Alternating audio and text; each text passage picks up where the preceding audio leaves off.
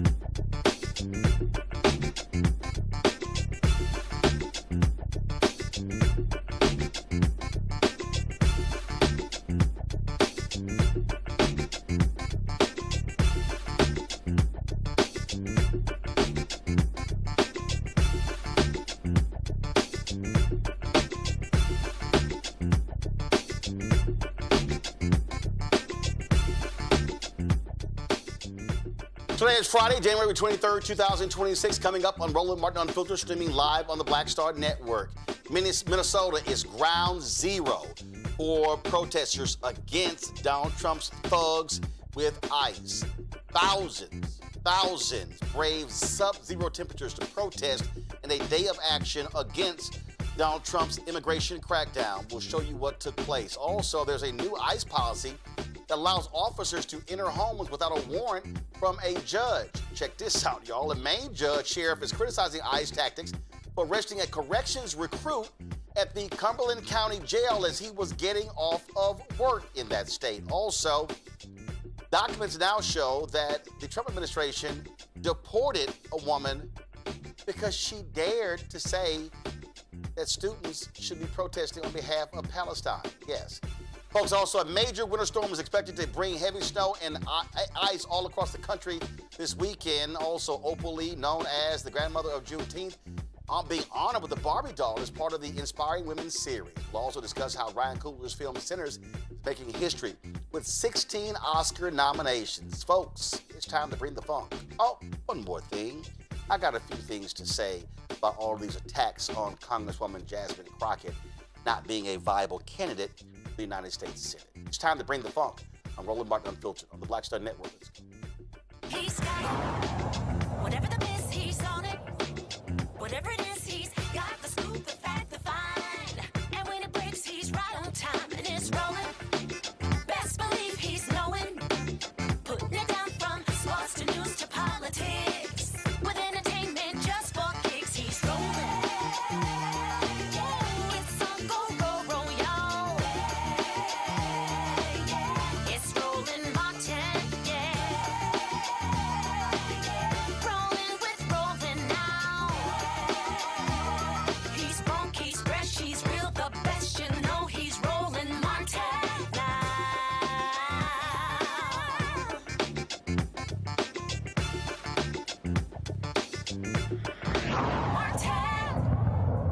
Folks, it was a massive day of protest today in Minneapolis, Minnesota, where thousands gathered outside the U.S. Bank Stadium amid sub-zero temperatures for a march against Donald Trump's immigration crackdown. Demonstrators shouted ICE out, waved American flags, and carried signs calling for ICE to leave their city and for the arrest of the ICE officer who fatally shot Renee Nicole Good on January 7th. The Trump administration has sent more than 3,000 federal immigration personnel to Minneapolis since December in what the administration has dubbed Operation Metro Surge, resulting in nonstop confrontations and clashes with residents.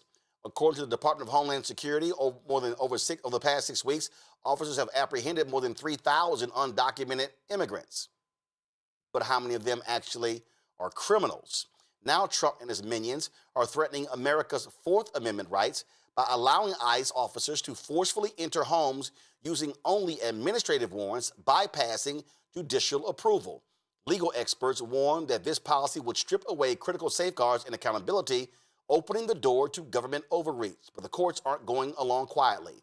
In Minnesota, federal judges are rejecting arrest warrants for a number of people. Arrest warrants tied to anti-ICE protests, saying prosecutors failed to provide sufficient evidence. And now the concern is coming from inside law enforcement as well.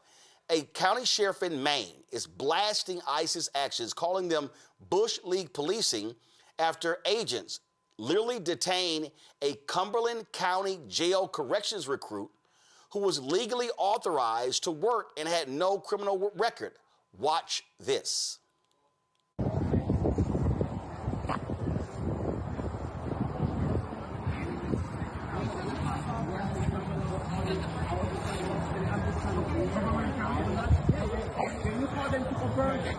I'm a correctional officer.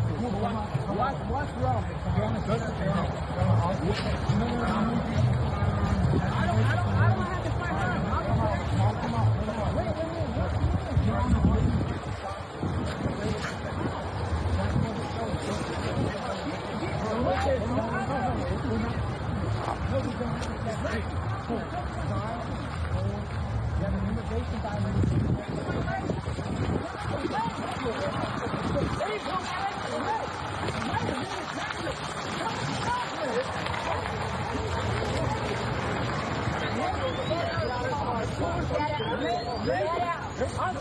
I'm a correctional officer at work in Cumberland County. What's wrong?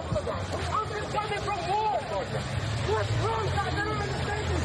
I don't have baby my life. Coming from war. My uniform is right there. No, I'm in this place for you, man.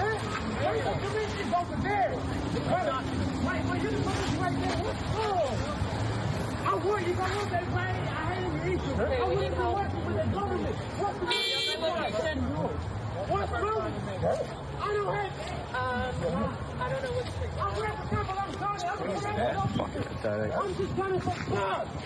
Oh my God. He's got a job, so they can't have that. Can't have productive members of society. Oh my God. Can you guys go?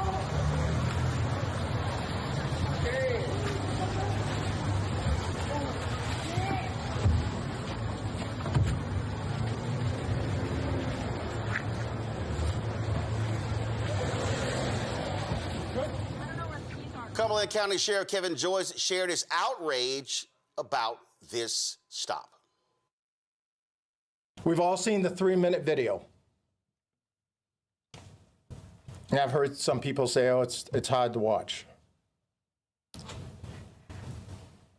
What was hard is that there were 5 to 7 ICE agents there. In my world, my colleagues, we've arrested some dangerous people on the back roads of Cumberland County with 3 or less deputies. Yet, this was a show of force, a show of whatever they were trying to do with 7 people. What's even more disturbing is the comment made by the witness that videotaped this encounter, who said that in the 3 minutes they got out, they pulled a guy from the car, handcuffed him, put him in the car, they all took off, leaving his car with the windows down, the lights on, unsecure, and unoccupied. They left it right on the side of the street. Folks, that's Bush League policing. Again, in my world, you wait for a wrecker.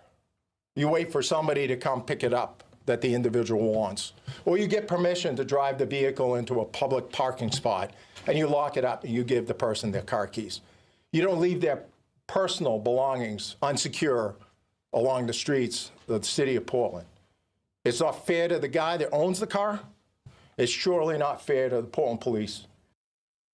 Folks, the recruit was hired in February of 2000. First hired in February, and authorized. First, he was authorized to work in the U.S. through 2029. And to understand what these people are doing, they even at one point, a protester was filming them, and an ICE agent said, "We're now going to put you in a domestic terrorist database."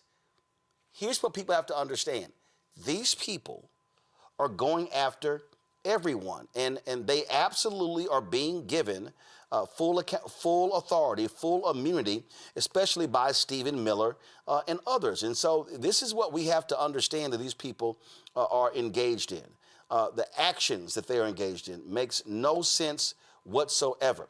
And Donald Trump is allowing it. This is what these folks want to do. This is how they want to be engaged. And so we need to understand that the pushback is being severe. This is why Minneapolis is ground center. I want to bring in my panel, Michael Imhotep, host African History Network show from Detroit, Candace Kelly, legal analyst and host Not All Hood out of South Orange, New Jersey, Matt Manning, civil rights attorney out of Corpus Christi, Texas. Glad to have all 3 of you here. Candace, I want to start with you. These thugs do not care about the law, because the thug-in-chief doesn't care about the law. Stephen Miller doesn't care about the law. J.D. Vance doesn't care about the law. You got the head of ICE walking around in his long coat, just sitting here doing whatever the hell is it that he wants to do. And you have a federal judge in Illinois who said that dude lied repeatedly.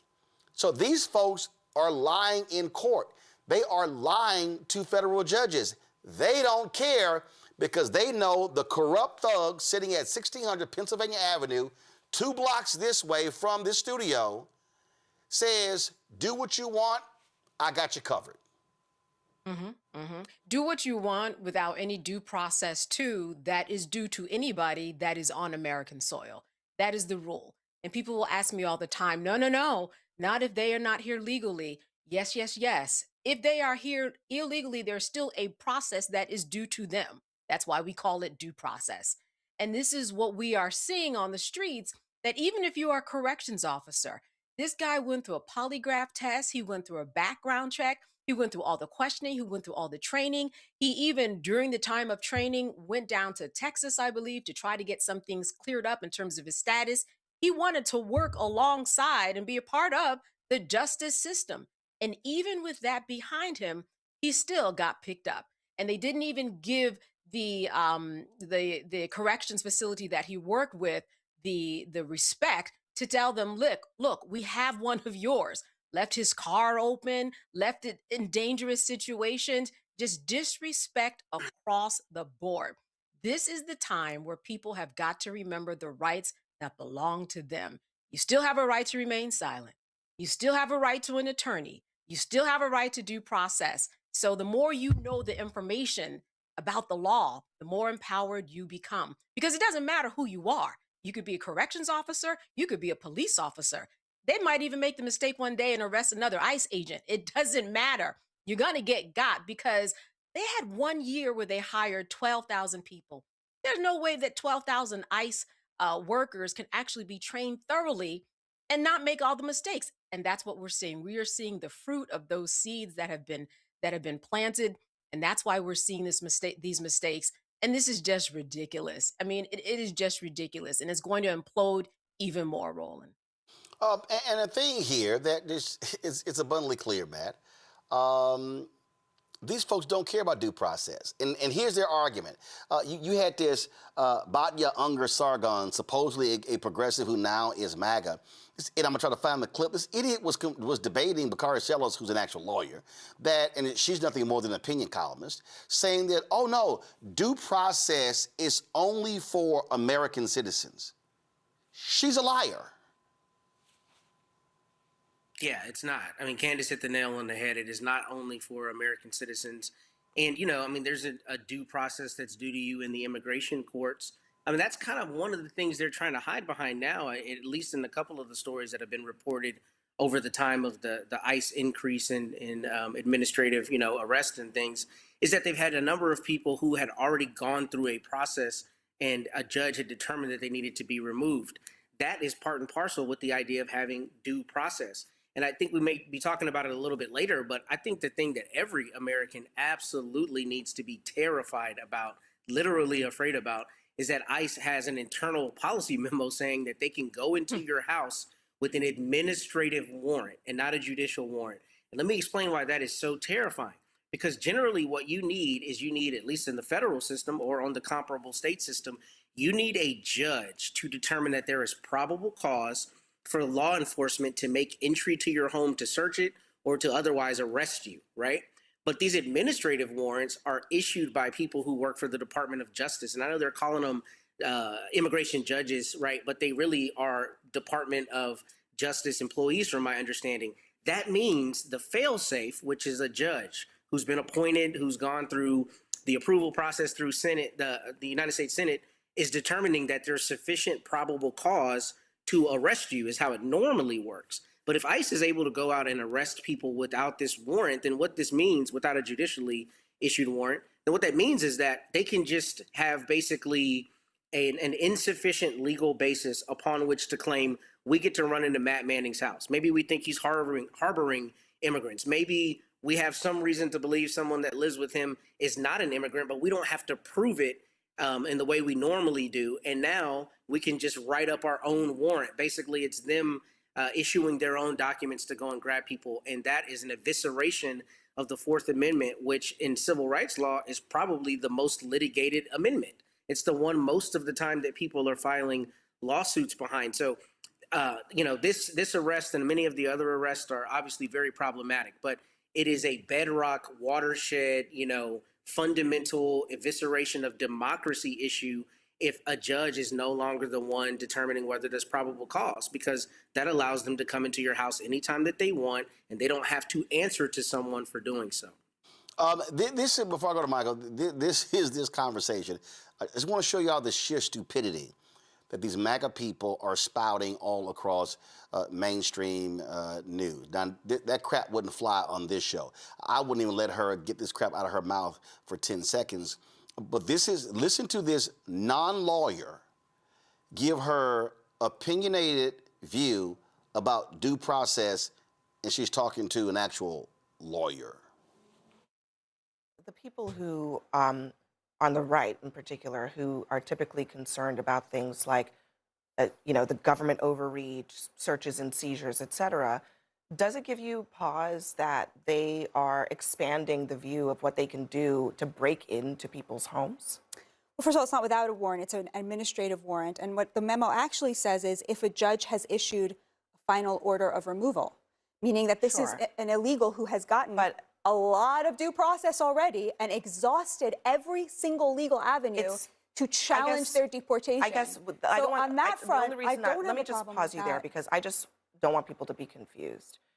The administrative warrant is not a warrant that a judge sees. Typically in the United States, in order for authorities to break into your home without your permission, they need a judge to see it and to say you can enter because you're looking for something and you're authorized to enter. Right, because citizens have constitutional rights. But that man, for example, that we just played the video of, he might have lived in that house, but that house also resided other American citizens. So again, where are the people on the right who are typically concerned about constitutional rights? Are you not at all worried about constitutional rights for that American they can just break into your home? We have different standards of what due process is owed to an American citizen and what is owed to a non-citizen. What about this scenario? And we should all support that. What about this scenario? We should all want a higher level of due process and constitutional rights that are guaranteed to us as American citizens, not to illegals, because it's supposed to mean something to be an American. Hold on.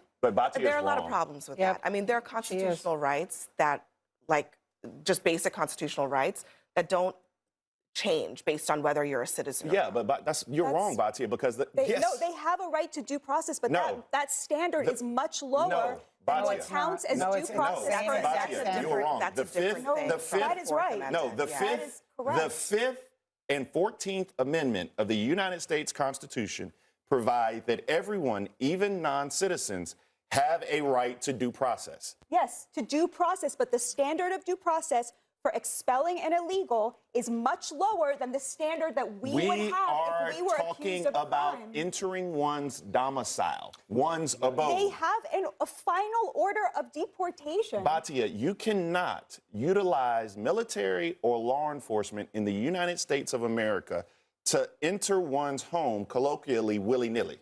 You just simply cannot do that because of the fundamental guarantees we have under the United States Constitution. Yes, that and what we happens have as American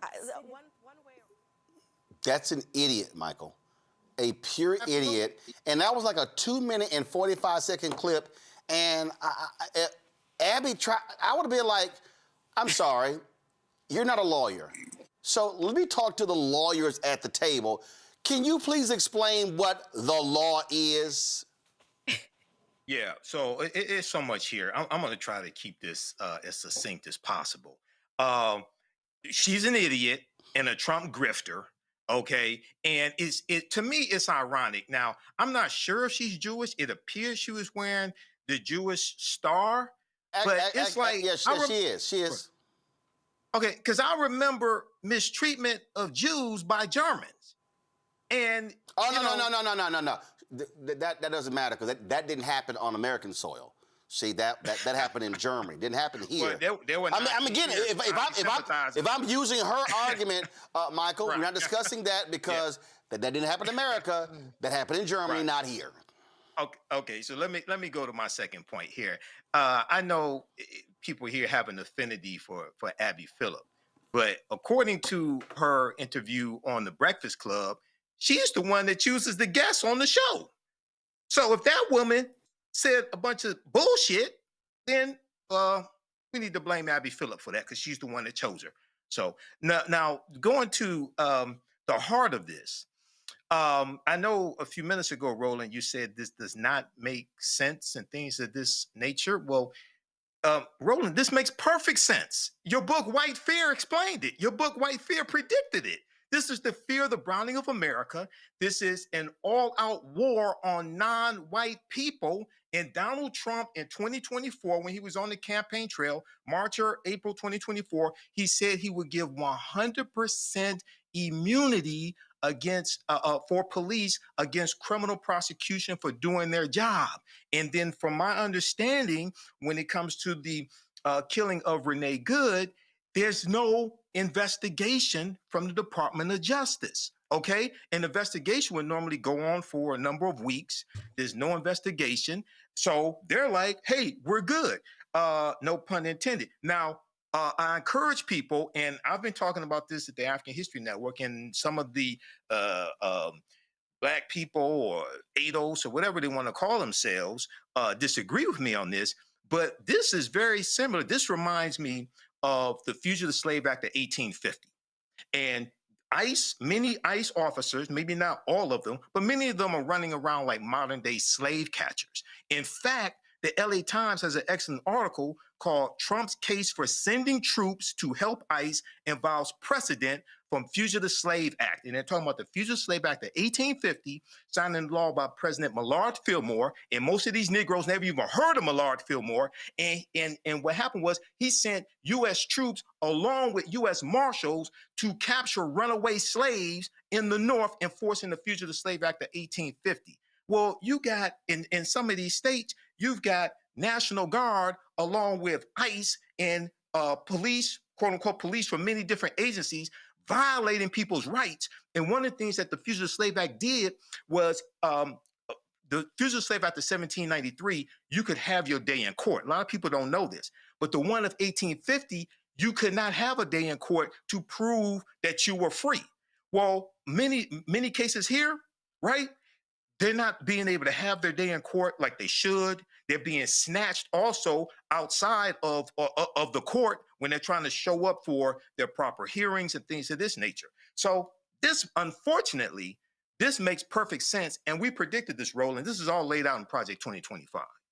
Well, to watch these folks, to listen to the sheer nonsense that is streaming out of their mouths, it's crazy. And what they're doing is they are allowed to do all of this and with impunity. What you have here, is an administration that does not care. An administration that will complain about, how they are being treated, but don't care how anybody else is being treated. This is just who they are. And I think what people have to understand is we're going to see more of this. We're going to see more of their actions. We're going to see more of these type of things. And it's not going to stop. It's not going to stop. And one of the folks that we have to blame for this, absolutely, is John Roberts. The Supreme Court. The Supreme Court basically said, say, Doc, you can do what you want to do. You can do what you want to do. And this fool has already said the only thing that can stop me is my own morality. And I'm telling you right now, November can't come soon enough, Matt, but November is not going to completely stop any of this. The only way to deal with this is that you're going to have to see mass demonstrations, not just in Minneapolis, not just in Portland. You're going to have to see more of these sheriffs and police chiefs coming out and saying, I'm sick of you thugs. And see, here's the deal. We already see in the polling data, we're seeing how the number has gone up. It used to be in the 40s. It's now up to 61%, the public against these actions. You even have you even have all of a sudden. Matter of fact, wasn't J.D. Vance talking about this, saying how they're going to have to change their tactics if it continues? And this is where I think the Renee Good murder has played a role, because so many people saw that and they said, you know what? I'm sorry, that ain't right. That ain't right. But that's the only thing that's going to stop this. It's going to have to be massive pressure by millions of Americans. Can I say something real quick, Roland? I just want to add one thing to this that makes this even more terrifying.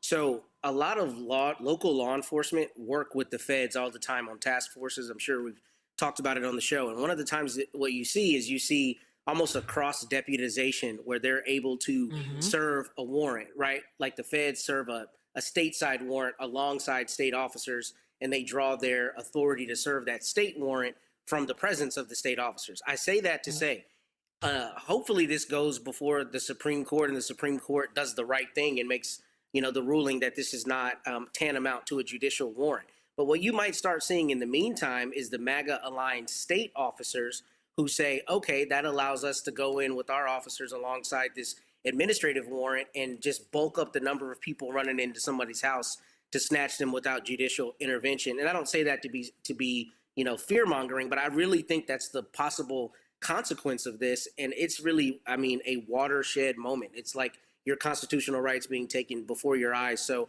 the only way this is going to stop, to your point, is if there's actually judicial intervention. And I happen to be talking to a prominent lawyer who works in this space just an hour ago, and his opinion was, some of the federal judges are already pushing back on this, are already pushing back on ICE overreach. But the problem with it is you got such a grab bag of federal judges, you just don't know, if depending on where you are, whether he or she is going to do the right thing. So they absolutely have to toe the line, because if they don't, it's going to be just all out chaos, and there will not be safety in your home. I was telling you about J.D. Vance and his nonsense. And so just listen to this fool try to parse the language when it comes to these warrants. The Washington Post reported today that an ICE memo allows agents to enter people's houses without a judge's warrant. What do you say to people who are concerned about this violating the Constitution, and how much is this tactic being used? Yeah, so I saw that story, and the story is like so much that I read in the mainstream media. It's missing a whole lot of context, and when you appreciate the context, it makes sense. No one is saying, look, there are exceptions. For example, a crazy exception, if somebody is fired at from inside a house, they don't need a warrant to go inside that person's house. There are very narrow exceptions to the warrant requirement where law enforcement officers don't need a warrant if, for example, they're an imminent threat of their lives. But what we've said and what ICE has proposed, what the Department of Homeland Security really has proposed in the Department of Justice, is that we can get administrative warrants to enforce administrative immigration law. Now, it's possible, I guess, that the courts will say no, and of course, if the courts say no, we would follow that law, but nobody is talking about doing immigration enforcement without a warrant. We're talking about different types of warrants that exist in our system. Typically what happens, not always, but typically in the immigration system, those are handled by administrative law judges. So we're talking about getting warrants from those administrative law judges, and then of course, with other cases, you get judges, or you get warrants from a judge. That's very consistent with the practice of American law. I'm sure the courts will weigh in on that, but we're never going to enter somebody's house without some kind of a warrant, unless, of course, somebody's firing on an officer or they have to do something in order to protect themselves. Boy, you lying. That boy lying. He know damn well he lying. And then I love this how they say that, oh no, we're not racially profiling. Y'all want to see somebody get embarrassed and fact-checked in real time? Watch this. Accusations of racial profiling back to Washington. We'll certainly look into them as they come up. But this is not a group that's going around and looking for people who violated the law based on skin color. They're looking for people who violated the actual law, the law of our immigration system in this country. And so long as we had more cooperation, I think they could do these things in a much more targeted way. They would actually know where some of the bad guys are. I mean, again, you hear things that are hard to believe, but I've confirmed that they are true. Sex offenders who we're trying to get off the streets, who the local officials won't tell us their last known address. So then the local officials say, oh my God, these guys are doing widespread targeted enforcement operations, when in reality, we would love to just go to one house. The local officials won't tell us which one house to go to. Mr. Vice President. Mr. Vice President, to that question, the local police chiefs have said their own off-duty officers, so police officers, are being targeted because they are a person of color and asked to show their papers. Is that a concern of the administration of the Department of Homeland Security if local law enforcement enforcement says their own officers are being targeted, and they describe it as, quote, civil rights violations in our streets. So I saw one story about this and one local police officer who said this. And look, certainly is it a concern? Absolutely. The first thing we have to figure out is whether it happened or not. And then if it happened, whether there is a good explanation or a bad explanation. And of course, if somebody violated the law, if somebody racially profiled, if somebody violated the rights of one of our fellow citizens, that is something we will take very seriously. What I also would say is that many of the most viral stories of the past couple of weeks have turned out to be, at best, partially true. So we want to try people based on reality, based on the truth, based on context. We're not going to prejudge people just because of a viral social media story that turned out to be half false. J.D. Vance should never use the word truth, Candace, because these folks lie. I mean, they just lie. And then it goes, well, we got to see if that actually happened. Yeah, the sheriff said it happened.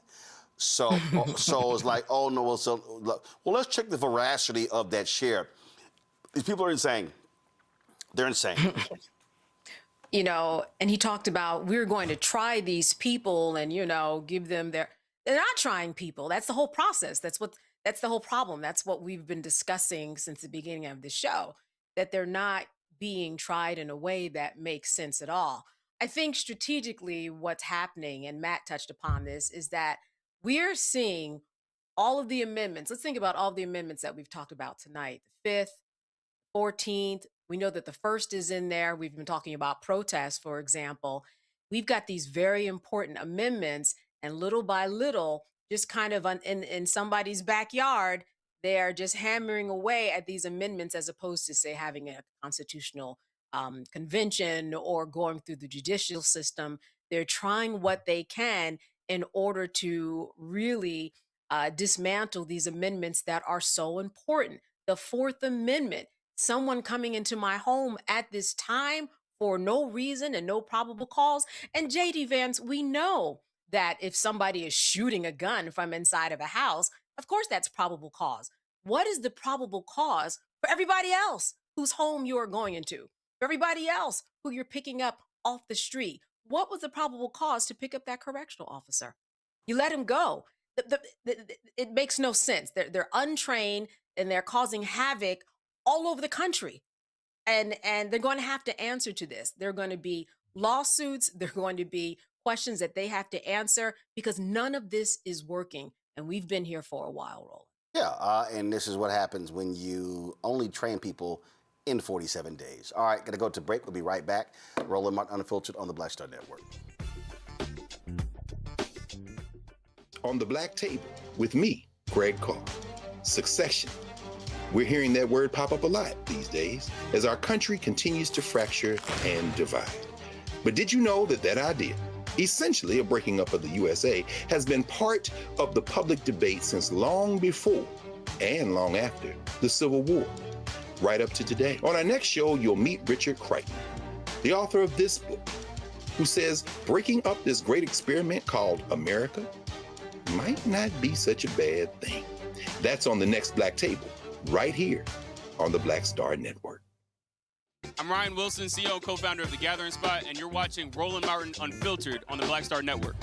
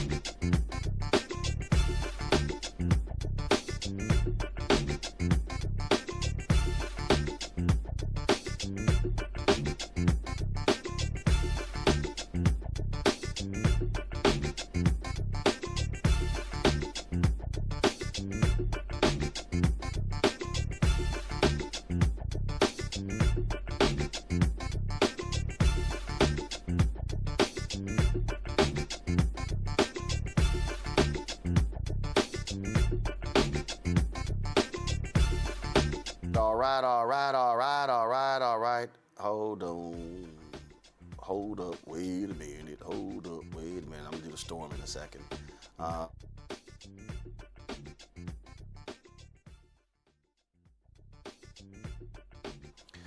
right, folks, it's always a good time for the Crockett Chronicles. So y'all know how we do it. So let's roll the Crockett Chronicles.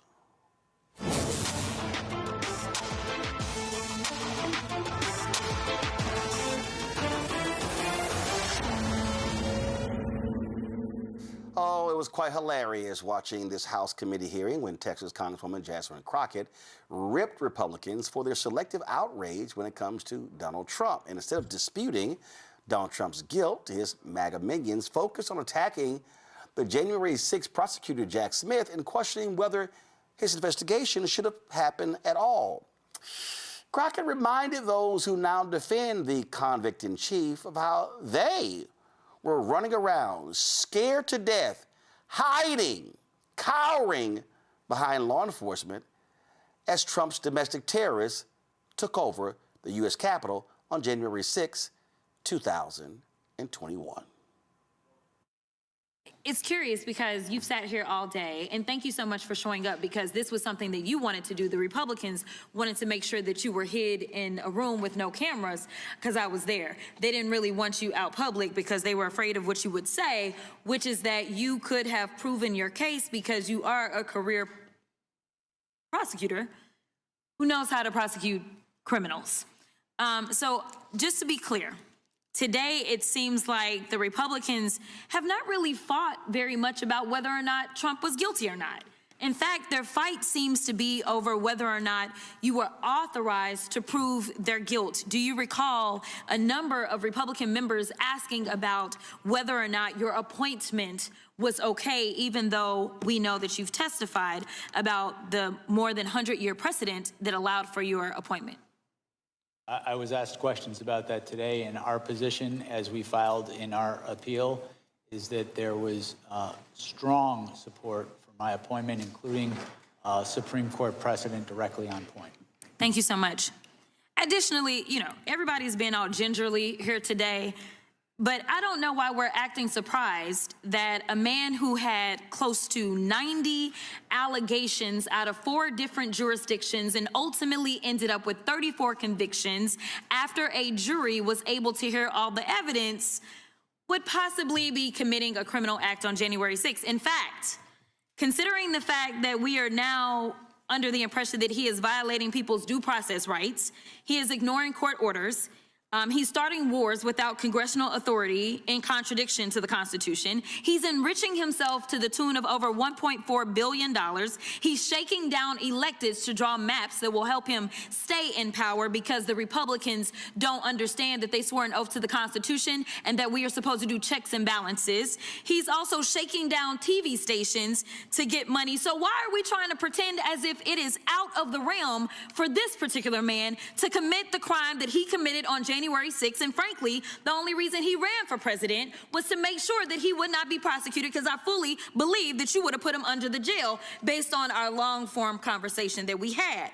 But according to your special counsel report on page 137, it states the department's view that the Constitution prohibits the continued indictment and prosecution of a president is categorical and does not turn on the gravity of the crimes charged, the strength of the government's proof, or the merits of the prosecution. And that, quote, but for Mr. Trump's election and imminent return to the presidency, the office assessed that the admissible evidence was sufficient to obtain and sustain a conviction at trial. In other words, Donald Trump ran for president, like I said, so he wouldn't have to spend the rest of his life in prison. The chairman and other members of this committee have spent all day attacking you and trying to rewrite the history of January 6th. But Mr. Jim Jordan, the chairman, failed to mention how he was running around the Capitol terrified by the possibility that all those insurrectionists would harm him. In fact, on page 97 of the deposition transcript, you mentioned how Mark Meadows, the president's chief of staff, quote unquote, never saw Jim Jordan so scared. The chairman also failed to mention that he was in direct contact with the White House in the days leading up to and on January 6th, which is why his toll records were subpoenaed by your office. Let me be clear, because they're trying to act like this is Democrats on Republicans, and I guess you are a covert Democrat that knew that he was going to try to steal an election before he tried to steal that election, and so therefore you were somehow put into place. I mean, the conspiracy theories make your head spin, but nevertheless, were you going to subpoena the toll records of every single Republican simply because they were a Republican? No. We subpoenaed the toll records in the course of this investigation because they were relevant to our investigation. Relevant. Oh, okay. All right. So that means something about facts. So let's talk about facts. Donald Trump lost to Joe Biden, yes or no? That's correct. Okay. In fact, 60 federal and state courts have found that there was no evidence of election fraud. Trump's own attorney general and vice president knew that he lost the election, but he still tried to steal the election by pressuring state officials, designing fake elector plans, nearly having Mike Pence hanged, and ultimately demanding that his supporters, quote, fight like hell, correct? Correct. We all saw it happen once they reached We all saw what happened once they reached the U.S. Capitol. As your report outlines, President Trump knew that he would incite violence at the Capitol that day. In fact, some of Trump's senior advisors were pushing for violence. For example, page 81 of the report details how co-conspirators number 2, John Eastman, tried to convince Mike Pence to break the law, stating that, quote, violence was necessary. So it isn't just Trump who is responsible for the death of multiple law enforcement officers and the injuries of thousands of people. A lot of Republican members of Congress are also responsible. 147 Republicans voted to overturn the 2020 election results, including multiple members currently serving on this committee, and I will yield. See, this is why you have to outline these facts, and I'm going to transition to this because it's very interesting, and what we're seeing with this U.S. Senate race in Texas that involves Jasmine Crockett, Congresswoman Jasmine Crockett, and Texas State Representative James Tallarico. It's been quite hilarious and shameful to watch these attacks on Congresswoman Crockett about a U.S. Senate race in Texas. Yet when you look at where the attacks on her are coming from, it's amazing how they keep emanating out of Washington, D.C. and New York City. It's quite interesting. And it's quite interesting to watch how so many white progressives are literally on record as saying that, oh, no, we can't support this black woman running for United States Senate because in order for us to win, we're going to have to run a white male moderate. And I find that to be interesting. And what I will say this right now to many of those white progressives. Let me be clear. You're playing a very dangerous game. See, if you're making the argument that Crockett doesn't have the policies, that's one thing. For you to literally suggest that, she's too black, you might want to watch that. And the reason this is interesting is because I saw a lot of this after she announced she was running. And there was somebody who was on Threads, and they were going on and on and on. And you can always tell the people who don't know a damn thing, who literally don't know jack about the state of Texas. And so I'm sitting here, and so this one person was going on and on and on. And I decided to just sit here and do a look back. And I began to go back and look at all of these races. And I took it all the way back, y'all, to 1988. And you know what's interesting? I saw, and it was just amazing to me. Matter of fact, let me just see if this is going to show up, if this is going to properly show up on the screen. It may not show up. But this is what I pulled together. I'm just going to read it. I said, for all of you who believe that a black woman cannot run for U.S. Senate in Texas, and it should be a white or Latino candidate, this, matter of fact, hold up. I can do this here. Give me 1 second. So I'm going to download this chart, and then I just want to show y'all. And see, this is what happens when you got a brain and you know how to research, and you don't fall for the okie doke, because what it then happens is you are smart enough to understand what's going on. And so I went back and I said, let me find all of the people who ran in Texas. Now, Lloyd Benson was this is 1988. Lloyd Benson, Henry, you can go to my iPad. This is from Bloomberg. This is all Texas U.S. Senate races from 1988 to 2018. And so you see here in 1988, Senator Lloyd Benson was the last Democrat to win a U.S. Senate race. Senator Lloyd Benson, that same year, he was the vice presidential candidate. He wins 59-40. But you go to 1990, Democrat Hugh Palmer, white, male, runs against Republican Senator Phil Gramm, loses 60-37. We go to 1993. Bob Coogler had been appointed to the seat. He runs against Kay Bailey Hutchison. Bob Coogler, white, male, loses 67-33. Go to 1994, Richard Fisher, very rich white man, runs against Senator Kay Bailey Hutchison, gets his ass whooped 61-38. In 1996, Victor Morales decides to run, Latino against Phil Gramm, loses 55-44. In 2000, white man, Gene Kelly, runs against Senator Kay Bailey Hutchison, Republican, loses 65-32. 2002, former Dallas Mayor Ron Kirk, black male, runs against Senator John Cornyn, loses 55-43. 2006, Barbara Ann Radnofsky, white woman, runs against Senator Kay Bailey Hutchison, loses 62-36.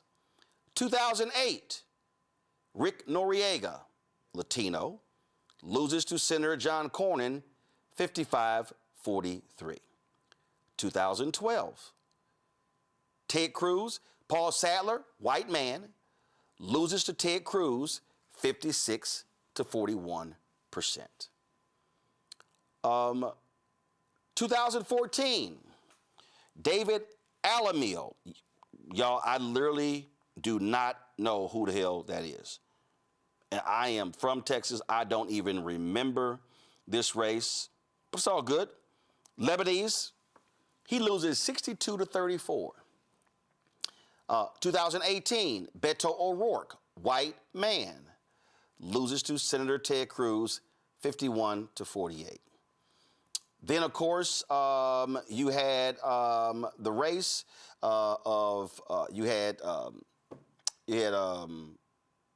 last year, the race of former congressman, well, then congressman, out of Texas, out of Dallas area, ran against Ted Cruz. He lost by 10 points. Okay, Colin Allred. If I think back to the 2020 U.S. Senate race, let me see, that was John Cornyn. 2020 Texas U.S. Senate race. Let's see here.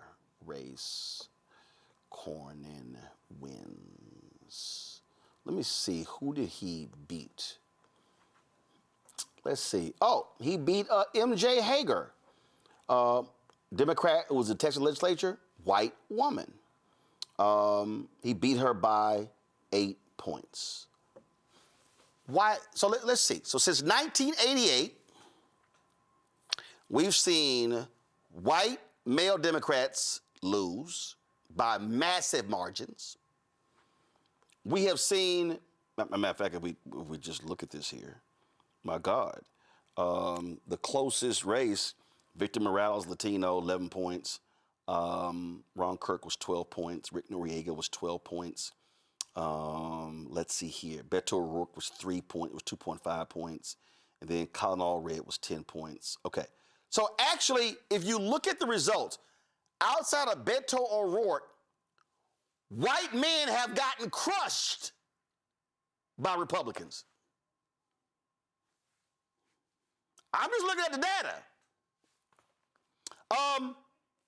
White women crushed. So I'm confused. Tellerico is Latino. So this notion that, oh my God, Crockett has no chance. Back to my, so can y'all somehow show me how the data suggests, based upon the history since 1988, that there is a perfect candidate who somehow can win? No. In fact, if I actually look at the numbers, it was a white woman who lost by 8 points to Cornyn in 2020. It was Beto lost by 2.5 points. Colin Allred lost by 10 points. So actually the people who got closest, you got Beto, a white male, you got Allred and a white woman. So explain to me again why somehow a very popular, highly rated black woman just has no shot. So y'all just got to understand what these people are placing. And so when you begin to see these white progressives on social media put these things out there, you now got to ask, who's driving this? Where is it coming from? Why are these people in D.C., New York so afraid of Congresswoman Jasmine Crockett? Anybody ever thought about that? See, so Matt, I spend a lot of time when I'm seeing various comments. In fact, there was some guys, y'all may have seen this on the Young Turks. One guy who was like, "Oh yeah, I'm a white guy, and you know, I'm gonna support the white candidate." Okay, so just show me how that's worked since 1988. Well, first, I chuckled when you mentioned about Alamil, because my thought was literally exactly the same. I was like, who is that? I don't remember that person at all. And I voted in most of those elections. But I think, you know, this speaks to really a larger issue. And I think your point is very well made about what hasn't worked phenotypically, i.e. white men and white women. But the bigger issue is that in Texas, people just believe that Texas is always going to go red. There's just this belief here that Democrats are not going to be able to make any inroads. And what happens every year, you know, rinse and repeat, every time a cycle comes up, is people get excited about a candidate and they think they're the heir apparent. And then they start to concede, oh, well, it's going to be hard out in West Texas. It's going to be hard out here. Texas doesn't vote Democrats statewide. And then the party, one, pulls up lame, and two, defaults, to your point, to whomever they think is going to get crossover vote. But here's the thing. I mean, James Tallarico, I think, is actually a very, very good candidate. I have nothing bad to say about Tallarico. I like him. But I don't think that has worked, right? Like the idea that a Beto or James Tallarico is going to be the panacea to bring over people from the Republican Party is just not going to work. What's going to have to work, which you've said on this show and which my father tells me every time we talk politics, shout out to my pops, is more people have to actually go vote. In Texas, if people came out and voted, it would be a blue state. I think that's what the numbers very clearly show. But the Texas Democratic Party always does this, always pulls up lame, and it always feels it has to default toward whomever they think is the prototype. And hopefully this is the race where they don't do that. But I do think the bigger thing is they're just going to have to energize people to vote, because whether it's Congresswoman Crockett or Tallarico, neither of them is going to get across the finish line if Texas Democrats concede defeat before the fight actually comes. And that's just what we see every cycle, every time. It's always this concession. Oh, we're not going to win statewide. no matter how energized we are with the party. And clearly in 2018, we came very close. I mean, that was a 3 percentage point race. I didn't even remember that it was that close. So there's obviously a possibility to get there, but I think we shoot ourselves in the foot before we start the race. Yeah, and it's just nonsensical to me for them that the argument, Candace, is that, oh my God, that, and first of all, it's a nonsensical argument to say, oh my God, there's no way we can run a black progressive woman and win when you ain't won since 1988. So let's just go there. Two, it's also dumb because these people act like, and I'm just going to be very clear, if the incumbent John Cornyn loses to that nutcase, corrupt Attorney General Ken Paxton, it still ain't going to be a cakewalk for Democrats. This idea is that, oh my God, she's destroying our chances to win Texas. That is literally stupid. It's just stupid. Republicans are going to vote. Ken Paxton is a corrupt attorney general who should have been impeached, but Republicans got bought off by billionaires in Texas, and the man beat impeachment. So ain't no cakewalk to running. And here's the other thing, Candace. In my research, they were all mad at Jasmine Crockett for jumping in the race. I could not find a single time since 1988 where a Democrat ran in the primary unopposed. So guess what? Tallarico's name ID is lower than Crockett's. So fact is, you actually need Crockett and Tallarico running against each other in the primary, so they're campaigning across the state, so their name ID increases after the March 3rd primary, leading to the general. You don't want them running unopposed. That's just how stupid these people are. And you know, the truth is, when we talk about strategy, in terms of her even being in the race and what people know about her, you have to, the fact that we are talking about her and that everyone else is too, means that somebody is scared, right? That's what we know for sure. But strategically, she does have to be in the race, like you said, for the name recognition, especially when we talk about the primaries. Besides that, though, if nobody was talking about her, if they thought she was going to lose, that would be a problem too. I mean, the fact that they're talking of her about any disruption is a problem in and of itself, because why is there such a problem with her running? I mean, period, at all. There should, you know, everybody has the right to run. She followed all the rules. What is the issue? I think that all of the talk about her means that a lot of people are wondering, is this woman really going to win? And I think that she is. I mean, like you said, it's not going to be a cakewalk, right? But it is something that people are paying attention to. Why? Because she is a threat. If no one was saying her name on any given Monday through Sunday, that would also be a problem. So I think that it's better that we are in this position right now and talking about her, even in this particular context. Michael, Senator John Cornyn made this comment here. You're going to love this here. I think Tallarico is dangerous. He'll probably beat Jasmine Crockett, and he's capable of raising a lot of money.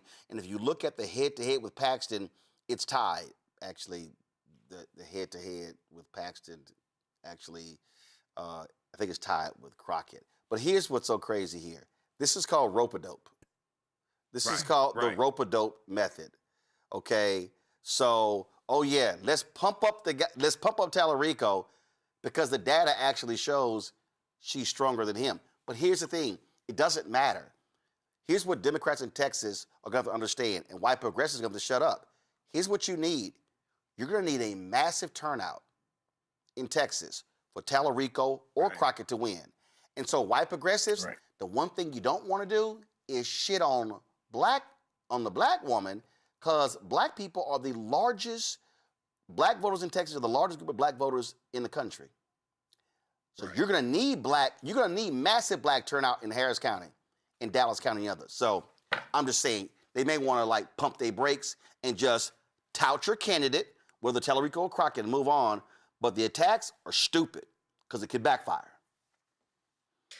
Yeah, they could backfire, but Roland, this is the fear of highly intelligent, highly accomplished black women, We saw this with Kamala Harris, the fear of Kamala Harris. We talked about a number of times on this show, hit pieces from the Washington Post, hit segments from MSNBC attacking Kamala Harris. I'm talking about long before she jumped into the 2024 presidential race. We see these attacks trying to undermine Jasmine Crockett. We see John Cornyn, who fears running against Jasmine Crockett. She has higher name ID than him, so he wants to run against Tallarico. So he's trying to pump him up, just like you said. And I have to ask these white progressives, if that's the label that you want to call yourself, what the hell are you progressing towards? Because you make no sense whatsoever.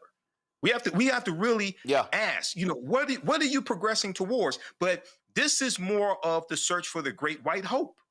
That's what this is. And here's my argument, and it's real simple. If he beats you in the primary, he goes to the general. That's the whole point. Right. But to say that somehow the white guy, we got to have the white guy to run and win, that's so stupid. I got to stop you there. I got to go right now.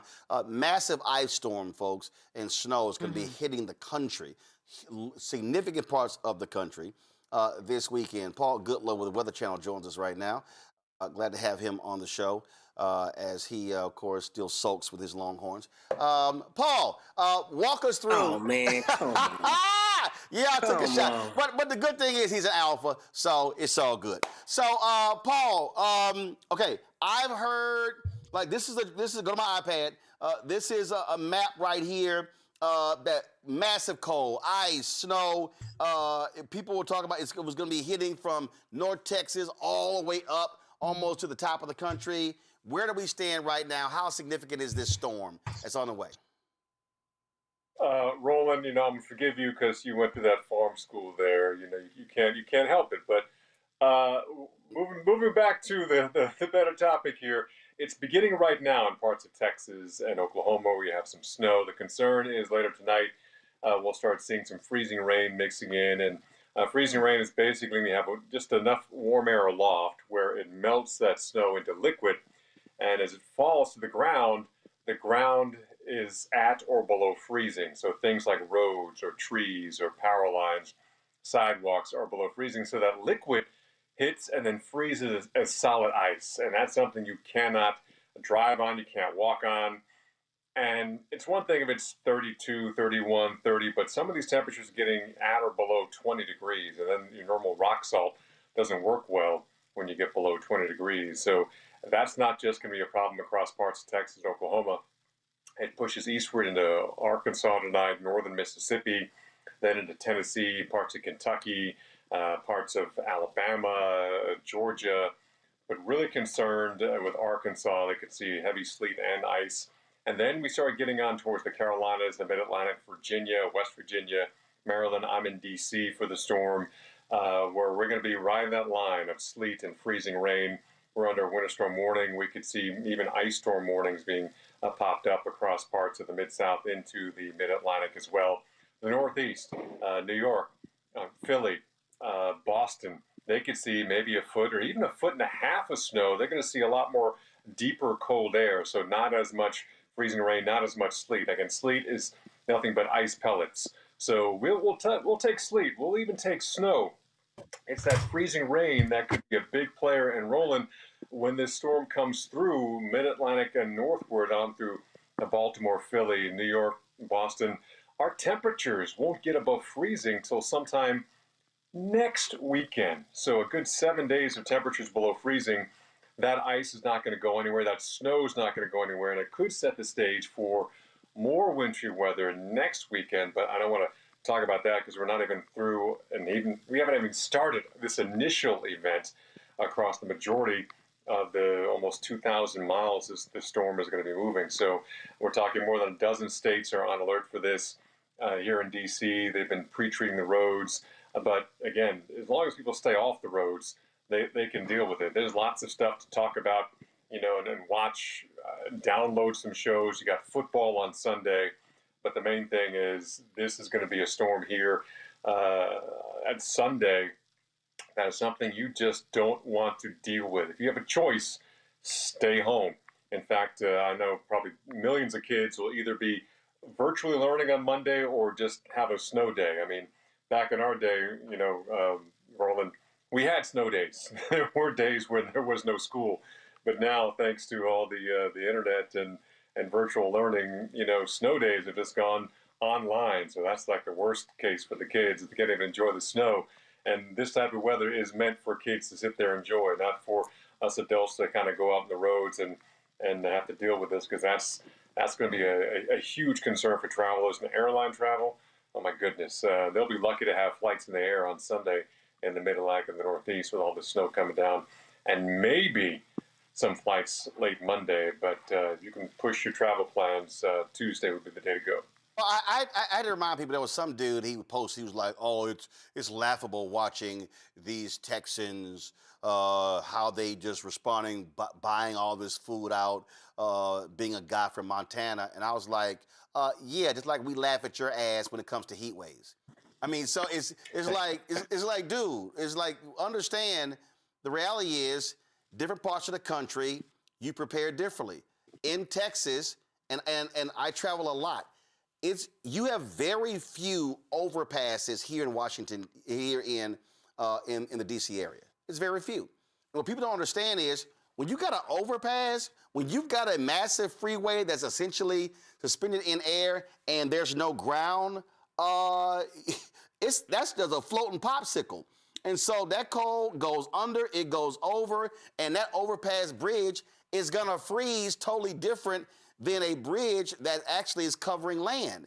That's one of the reasons why we always say in places like Texas, Atlanta, Georgia, other places, keep your ass at home, because your state is conditioned differently than a Chicago where, hell, they like, please, 5, 6 inches?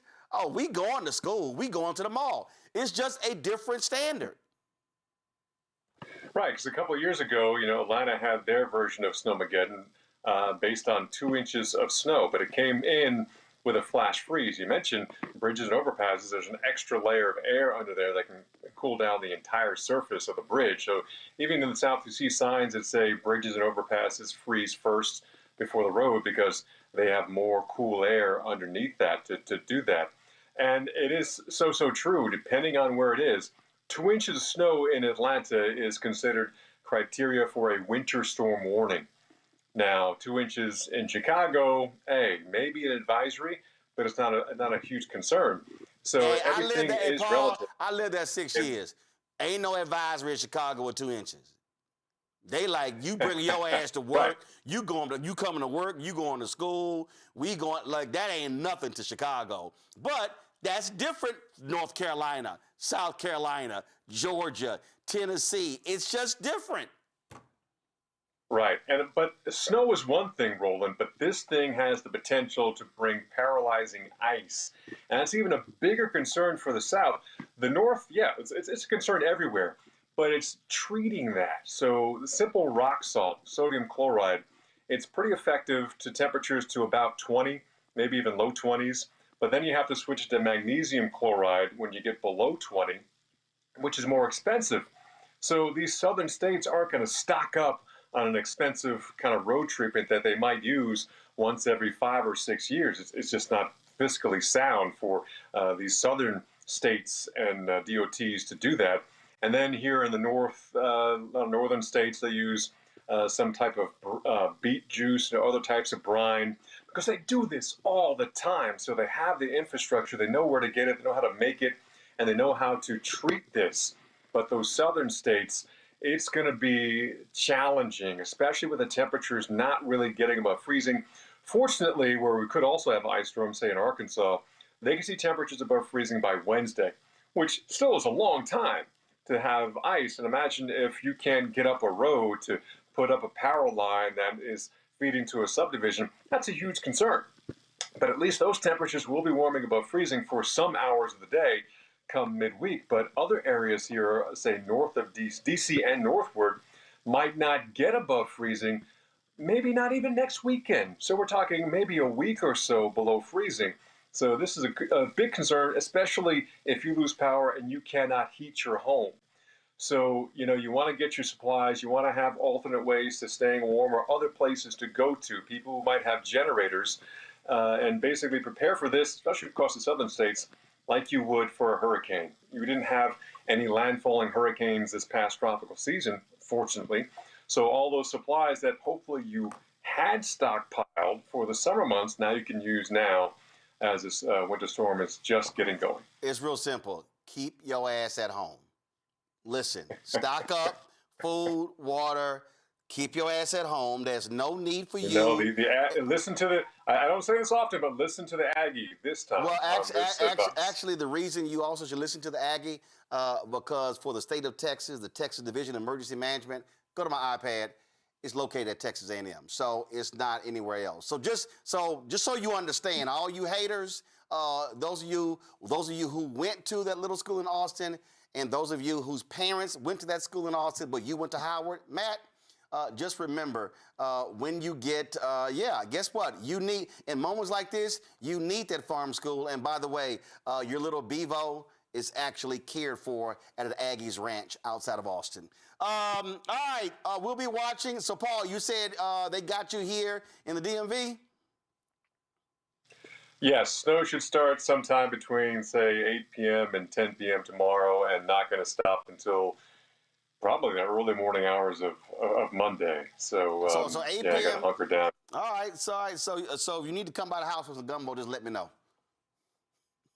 Okay, I will. I'll hold you to that, Roland. All right, I appreciate it, Brad. Thanks a lot. Gig 'em. All right. Yeah. Hook 'em. Yeah, no, saw horns off. Saw horns off. There you go, saw horns off. That's right, saw horns off. That's for you too, Matt. All right, thanks a bunch. Now let's go to a break. We come back, we're going to chat with Nikki Fried, who chairs the Florida Democratic Party. And there's lots of other stuff we got to talk about. Plus, we got headlines, Black Star Network headlines with Brittany Noble. You're watching Roland Martin Unfiltered on the Black Star Network. Support the work that we do. Join our Bring the Funk fan club. If you want to contribute by joining, please do so via Cash App. Use the Stripe QR code. You see it right here. Click the Cash App button to contribute. Also, checks and money order. Make it payable to Roland Martin Unfiltered. Roland Martin Unfiltered, P.O. Box 57196, Washington, D.C. 2003 7-0196. PayPal's R Martin Unfiltered, Venmo's RM Unfiltered, Zelle, Roland at RolandSMartin.com, Roland at RolandMartinUnfiltered.com. Be right back. Next on the Black Table with me, Greg Carr. Succession. We're hearing that word pop up a lot these days as our country continues to fracture and divide. But did you know that idea, essentially a breaking up of the USA, has been part of the public debate since long before and long after the Civil War, right up to today? On our next show, you'll meet Richard Crichton, the author of this book, who says breaking up this great experiment called America might not be such a bad thing. That's on the next Black Table, right here on the Black Star Network.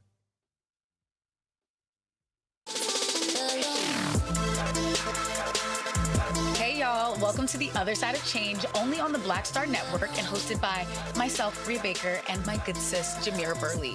We are just two millennial women tackling everything at the intersection of politics, gender, and pop culture. And we don't just settle for commentary. This is about solution-driven dialogue to get us to the world as it could be and not just as it is. Watch us on the Black Star Network, so tune in to The Other Side of Change.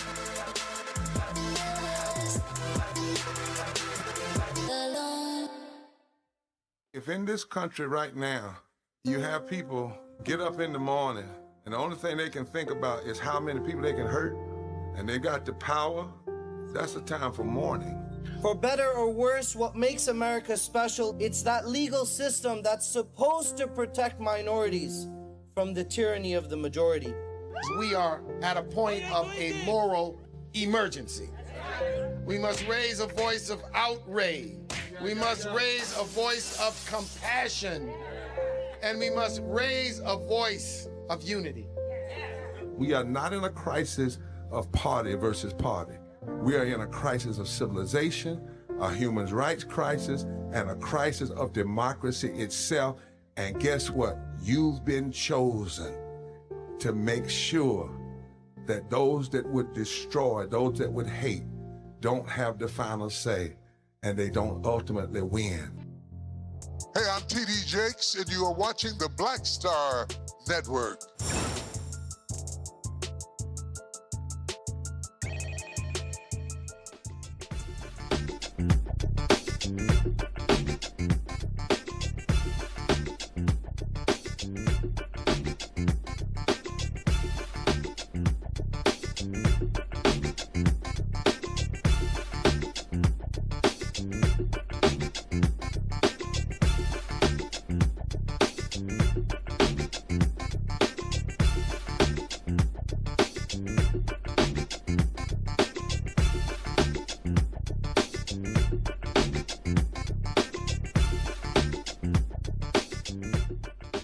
folks, in Florida, black Democratic lawmakers call for the removal of the state's attorney general, who effectively declared that more than 80 state laws aimed at benefiting minority employees and businesses null and void. In a formal opinion released on, of course, the federal holiday of Reverend Dr. Martin Luther King Jr., James Othmeyer said that the laws violate the Equal Protection Clause of the 14th Amendment, and his office won't enforce racially discriminatory laws. Nikki Fried, the chair of Florida's Democratic Party, joins us right now.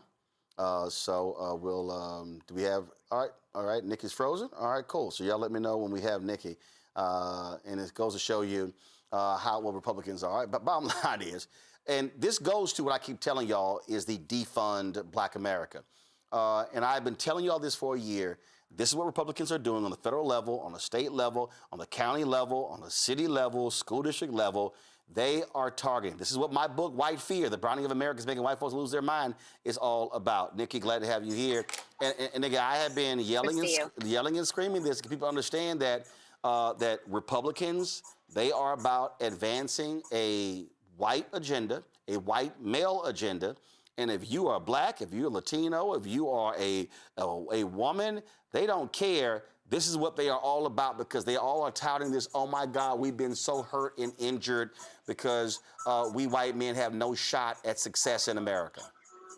I don't even know, Roland. I think it's even further than that. I think that they just truly believe that that is what their base is looking for these days. And so what the Attorney General did, not only eliminating, 80 of the civil rights laws that are on the books, but he doesn't have the power to do that. I mean, like, I went to law school. I'm a practicing attorney. And I don't know anywhere in law school that you learned where the Attorney General of the state just got to say what's constitutional and not constitutional. And the fact that he did this on MLK Day tells you everything you need to know about who these people are. And if you remember, Roland, I think I was on your show the last time that something happened on MLK Day where Ron DeSantis filed those illegal maps taking away a black minority seat, Al Lawson seat. And we've been sitting and fighting about that ever since. And so they just believe that is what got Donald Trump elected. And this anger about, that the minorities are going to replace them. They're putting that now into action. And as you know, Florida has been the lab rats of 2025 for the last 8 years with Ron DeSantis here. And we've seen them just getting more bolder and bolder. First, it was kind of innuendo, racism, and now they just are not hiding it anymore. The thing here, Nick, is this is what Republicans do. We saw the Attorney General in Texas do the same.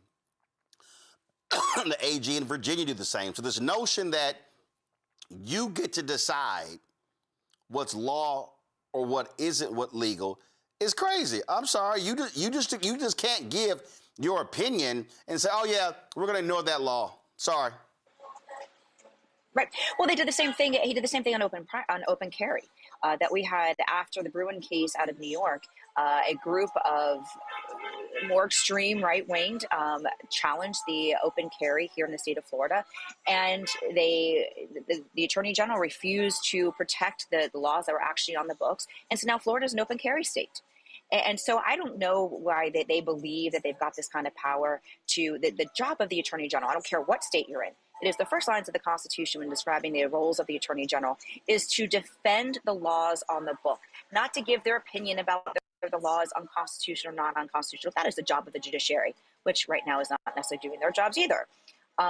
And the fact is there's no pushback from the Republicans. They're getting away with this. And this is why the American people have to understand that our democracy is falling every single day, and that we as Americans have to come together and say enough is enough and build coalitions across our states and across our country that is going to stand up for the rule of law. So many people have fought for our civil rights here in our state and our country and have bled and been arrested and beaten and moved so forward still have a lot more work to do, but they are taking us so far back that we're going to have to stand united again and fight for our rights. Questions for my panel. Matt Manning.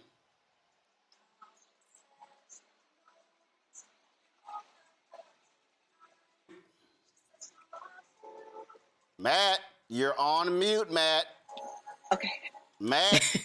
Thought it was just me. I'm here, Roland. You damn Longhorn supporters don't know how to hit the doggone mute button. See? Do we need to do a diagram for you? What? And this Nikki, gator over are here you ready may to agree continue a with the little bit, too. important business? Oh, I'm Nikki, waiting. are you ready to continue with the important business? Okay. I'm sorry. I'm sorry, man. You didn't hear that Florida Gator said we beat y'all ass? And so, go ahead. I'm sorry. Go ahead. You know. I didn't hear that, but in any event, I'm focused on the task at hand, all right? Anyway, Nikki, I was just going to ask you, what has kind of been the response to this Attorney General saying he's not going to enforce the law? What I've seen in Texas and what you may have seen in Florida as well is one of the things they've tried to attack prosecutors on is their, decision not to enforce the law. So when you have the Attorney General saying, we're not enforcing laws because we think it basically supports black people too much, that's obviously talking out of both sides of your neck. What do you say to that, and how are y'all responding to the Attorney General saying he's not going to do his job? Yeah, I mean, this is a problem because we've seen from, we saw the last couple of years with Ron DeSantis that he has removed attorney generals, state attorneys here in the state. Monique Worrell, dynamic black female out in Orange County that he removed for quote unquote not doing her job. And the same thing, another gentleman by the name of Andrew Warren, they removed him for quote unquote not willing to enforce the law. So the irony and the hypocrisy is just overwhelming. So this past week, our state Black caucus legislators, they're in the middle of legislative session, had a tremendous press conference this week. I do believe that there will be lawsuits that will be filed based on the decision on Monday. And it's just starting to really kind of hit people exactly what as you know, that media doesn't cover everything. In fact, didn't cover any of this. And so we're having to really educate the people across our state about this moment and this pattern of corruption and chaos that is coming out of Tallahassee. This guy is not even elected. He was appointed by Ron DeSantis after they moved Ashley Moody out to be the U.S. Senator, who is now just taken, every cue from both, first it was Ron DeSantis, and now it is Donald Trump. And so now we've got this guy here who is unelected, who is a 2-year-old, who has spent more of his time trying to harm the people of this state instead of protecting them, instead of fighting for them, for holding holding corporations accountable, going after consumers, insurance companies. I mean, we are just in such chaos here in our state with the overreaching and power grabbing from the executive branch. And unfortunately, our legislators our Republican legislators are not doing anything to hold these guys accountable, which is why we do believe that the pendulum is swinging here in Florida and people are waking up to this corruption and chaos. Michael? All right, Nikki Fried, thanks for coming on and sharing this with us. So I've been following this story. 2 quick questions. One, is there any type of legal action that can be taken from the Attorney General not enforcing 80 state laws that are already on the books? Number one. Number two, what has been the response from African Americans there in Florida who see that these are policies that deal with supporting minority contracting, promoting diversity, et cetera, and will directly impact them? What have you heard any response from the African American community besides elected officials? Yeah. So first of all, the reality is that if any of us had done this, we would be impeached, we would be sued. And so that is the things that we don't have the power to remove. We are in a super minority in both chambers, so we don't have that power here to actually impeach and remove the Attorney General. And so there will be lawsuits. I know that there's plenty of attorneys that are already looking into the lawsuits to be filed to make sure that enforce the fact that his job is to enforce the laws, not to make those decisions of what is constitutional and not constitutional. When it comes to the rest of the Black community, is why we're coming onto the show, is because a lot of people don't know what's going on. There hasn't been a mass publication about this. It's just obviously happened on Monday. And so there's not been a widespread real information, and which is why we're trying to get this information out there, coming on here, having the press conference earlier this week in Tallahassee, is to make sure that we're getting the word out there that at the end of the day, we have to vote. Because if we don't vote, and we don't organize, and we don't get out there and don't understand that there is a huge difference between Democrats and Republicans. I am not asking anybody to love Democrats. What I'm asking people to see is, who do we want to be as an Americans? And who does we want the future of our state to look like? And that's when we build this coalition to start to dismantle the power grab and the hold that these Republicans have had over our state. And it's getting into these communities, making sure they're aware, and not just going anti, but look, let's build back power here in our state and then build a coalition where everybody has a seat at the table and that we're protecting these laws and we're protecting the people of our communities. And Roland knows this. After I was done being Commissioner of Agriculture, I was not intending to run for chair of this party.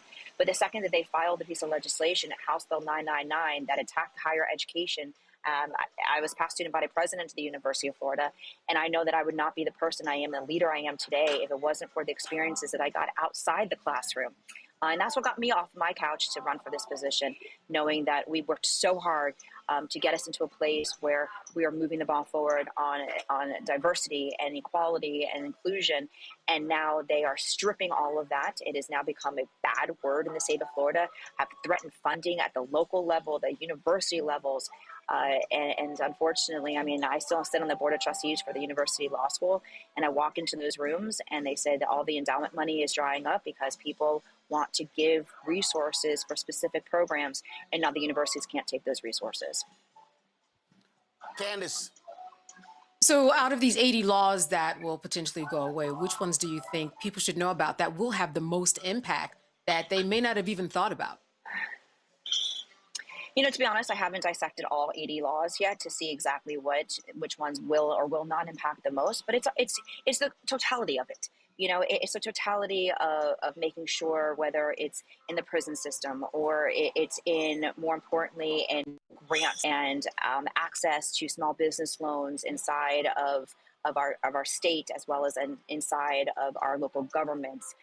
So, to be honest, I have not dissected all 80 of these laws to see which one's going to be the most impactful. But the fact that it is a totality of 80 laws, and it is the direction that the state has been taking for the last 6 years, making it more and more dangerous in our state. And it's on me. It is on me and the party to make sure that we're communicating to all parts of our state, that we're organizing, and then we're giving people hope that when you vote, that change can happen. It can't just be anti. It's got to be ways to say, this is what we're going to do to protect and to make sure that your cost of living goes down, and making sure that you have equal opportunities for success in the state of Florida, and that is not the case right now. Nikki, on that particular point, you saw a big win there in Miami, a mayoral race. You've got your primaries in August, general election in November, gubernatorial race this year. You got several people who are running, including former Republican David Jolly running as a Democrat. How has it been going with fundraising, with organizing and mobilizing? Folks have written off Florida. They're like, okay, it's just red, red, red, but if you don't organize it, there's going to be a problem. So how has that been going? And answer that in my second question. Go ahead. Okay. First of all, don't ever count Florida out. Don't ever count Florida out. Florida is worth fighting for, and that is what we are doing here. We launched last year what we're calling the Pendulum Project, which is a year-round statewide organizing model. Last year, we were able to be in contact with over 3 million voters in the state of Florida. We flipped around 7 of our down ballot races from city and county commission races. You saw the incredible Miami race. That was the first time in 30 years that a Democrat was elected to the city of Miami, the first female to have actually been elected. There's been a previous female who was, I think, the vice mayor who came up, the first black female, actually. And so we are seeing momentum everywhere we're going. We're seeing an overperformance in the state of Florida. And we saw overperformance across the entire country. But Florida overperformed the rest of the country by 7 points. There is something happening here in the state of Florida, whether it is the unaffordability crisis of our state that I consistently speak about, whether it's property insurance, property taxes, rent, electricity, after school programs. They've liquidated our public educations and our public schools. And so there's just a lot that are going on that people are starting to wake up and say, this is not acceptable. We need people in office that are going to lower the cost of living, protect us. And of course, you have the corruption.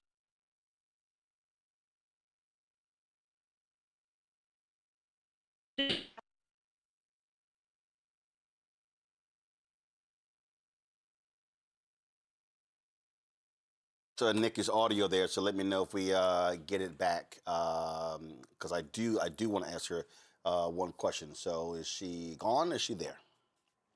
All right. So we got to connect back. So let me do this here. because I do want to ask you one more question. Chicago Mayor Brandon Johnson didn't hold back his thoughts on Supreme Court Justice Clarence Thomas when a reporter questioned the mayor about the city facing a lawsuit over its reparations task force. Ooh, this was lovely. It's come to our attention that Judicial Watch is suing the city of Chicago over its reparations task force, saying that it's discriminatory by race, when you said that it wouldn't just benefit blacks, especially foundational black Americans. So the question is, doesn't deviation from the recently supported case law, I think the biggest one being, I think, in 2023 with two institutions of higher learning, where Clarence Thomas laid out a legislative package for that, make the program unnecessarily vulnerable to sabotage by the courts, race, status by race versus status by injured class? Mm-hmm. Yeah, I'm not aware of anything that Clarence Thomas has ever done that has benefited black people. I'm just not aware. Well, I just told you. Yeah, well, I mean, you read something, but there's no evidence that anything that the justice has ever done on behalf of the interests of black people or even marginalized people in general. Well, it's in his concurring opinion, but anyway. We got it. But as far as, any lawsuit against the city of Chicago as it relates to reparations, the whole point of reparations is to repair the harm that was done to black folks. That's what it's designed to do. As you might know, is that the Department of Justice, under the leadership of Donald Trump, is also suing the city of Chicago because of our efforts to right the wrongs of the past, particularly as it relates to descendants of slaves. So, look, they can't have it both ways, right? They can't, accuse the city of Chicago of focusing solely on black folks, while at the same time trying to make a claim that somehow we're doing the opposite of that. All right, there. Oh, man. Way to go, Mayor Johnson. We got Nikki Fried back. Nikki, you were describing the initiative y'all launched where you're organizing year-round and not just during election season. Yeah, and it's making a huge difference that we overperformed last year in the state of Florida more than the national average. And we're seeing red areas flip blue. Escambia County, for the first time since the 1980s, flew twice last year. And so we really are seeing this momentum everywhere in our state. We are talking about the unaffordability crisis, whether Florida right now is the #1 state in the nation for the ACA. And so we know that when people are starting to see that they can't afford their health care, we've got agriculture is suffering here in the state of Florida. So there's just a lot that is going on in this moment. We've got incredible candidates running up and down the ticket everywhere part of our state that is bringing real truth to power, that is talking to the voters, that is organizing on the ground. And so don't ever count Florida out, and you can't. We all know that 40% of the American population has moved to the South. And if we as Democrats ever believe that we're going to hold on to the White House or to majority in the House and to the Senate, we have to be investing in the South. That is Georgia. That is North Carolina. That is Texas. That is Louisiana. That is Alabama. This is where democracy falls, is in the South. And if we don't start as an institutional, activists and party, donors have to be getting resources down to the South. We are the front lines of all of the movement backwards, whether it is on Black history or it is the history of this country or DEI programs. We are all suffering because of the lack of resources that have been put into the South for real programming on the ground. And so that's what we're doing. And that's really what we're seeing, the overperformance in all of our seats. Like I said, even the city of Miami was a 20-point switch move to the left. In Miami Beach, we had a 48-point switch move to the left, overperformance in a county called Hernando, where we saw 36 points. So the programming on the ground is working. And so for those who are watching and want to see Florida continue to fight for everyday people that are living in our state, certainly go to floridadems.org. We are building back power here in our state, every community, every city, every county, all walks of life, because at this moment in time, we're building a coalition of Floridians that are ready to fight back with us. Well, what you just laid out is what I have said constantly to folks that if you want to win, it can't just be during election season. It has to be just 365. It has to be politicians, city council members, county commissioners, state reps, state senators, holding town halls, and doing what I say. You got to educate, enlighten, and inform people about the issues and what's going on, because you got to connect the dots. And we can't assume that people know what's going on, and you're not going to learn this stuff just by running a television commercial or a radio spot. No, you can't win Florida that way. And I have been very consistent on that for many years, that you have got a lot of these consultants, both at the state and national level, that tell our candidates to spend a lot of money, to raise a lot of money, and then hold the money for the TV commercials at the end. That is not how you're ever going to win the hearts and the minds of the people. You got to be showing up. You got to be listening, and you got to find real solutions to their everyday problems. People are so angry at both sides of the aisle for just talking to talk and not finding solutions to their problems. We have to make sure that not only are we addressing the problems that people are facing, but showing why Democrats are in this position to help them, whether it's after school programs or it's lunch programs, both universal lunch, universal breakfast, it's small business loans, it's investing in communities, investing in people, coming up with new ideas. The New Deal was 50 plus years ago. Maybe there's a conversation that we need to have new policies to help people and lift people up and give them those opportunities for the American dream. Most people in our country, especially here in the state of Florida, can't even contemplate buying a home.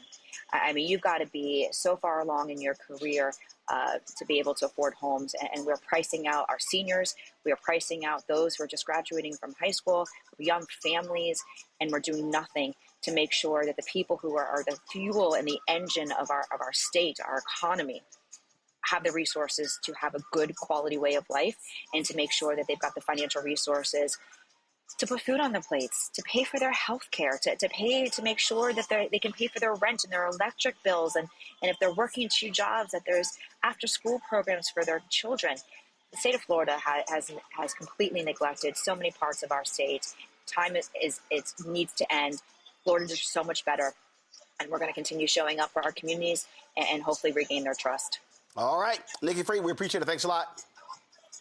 Thanks for having me, Rollins. All right, folks. Now it's time for our Black Star Network headlines with Brittany Noble. Hey, her new show, The Breakdown, launches on Monday. It's going to be a daily noon news show, 1-hour show right here on the Black Star Network. And so here we go with headlines. A man in North Carolina has been sentenced to 3 years for threatening diners with an AR-15 in a racist attack.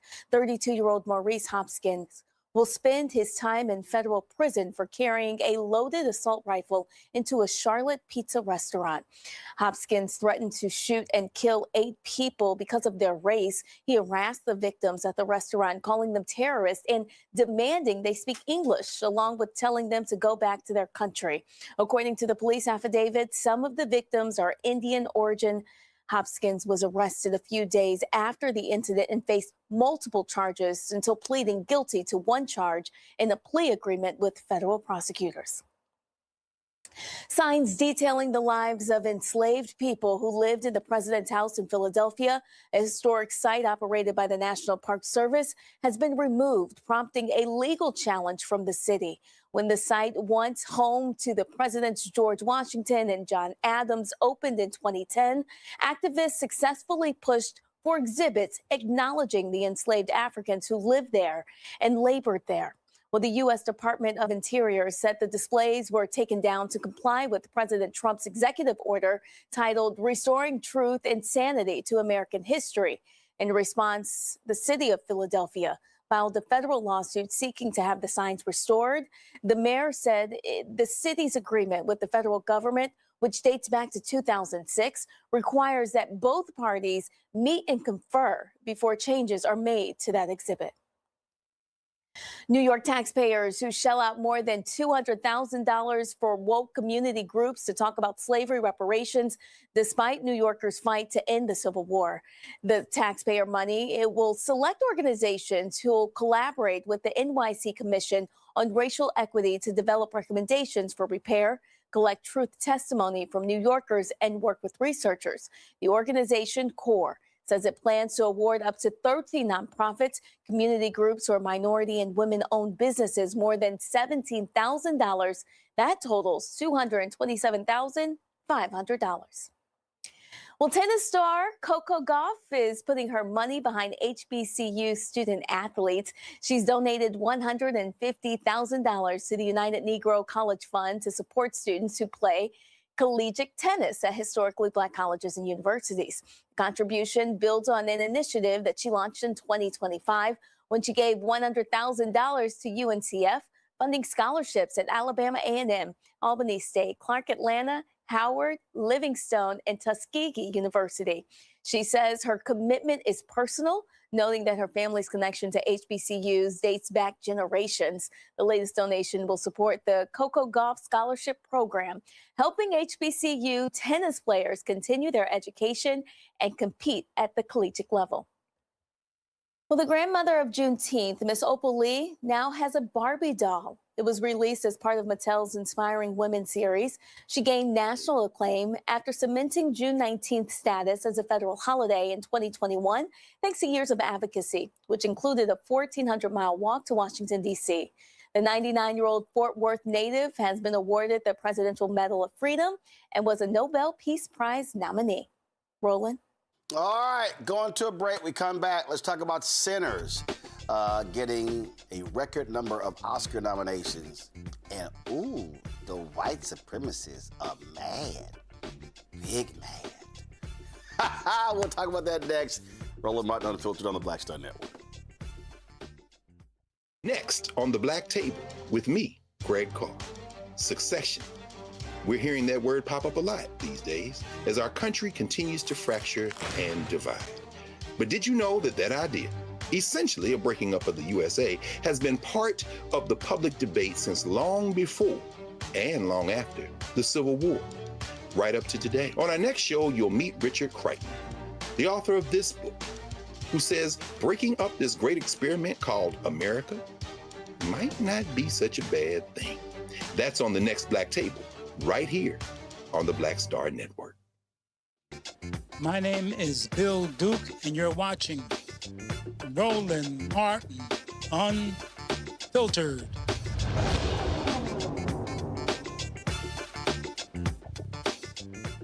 All right, the most nominated film of all time in Oscar history is now Sinners.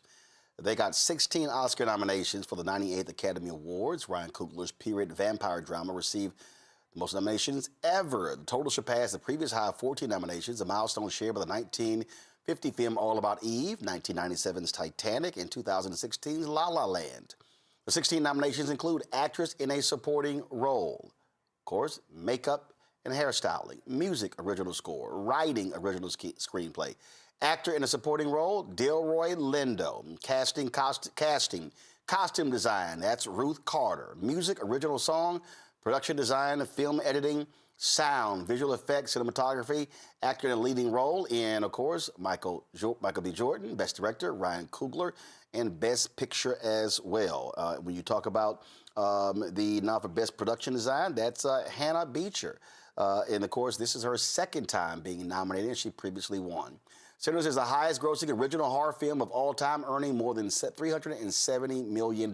And I must say it was just downright lovely, Michael, to watch all of the racists like Matt Walsh just melt down because of Sinners. He was just beside himself and was just upset and just...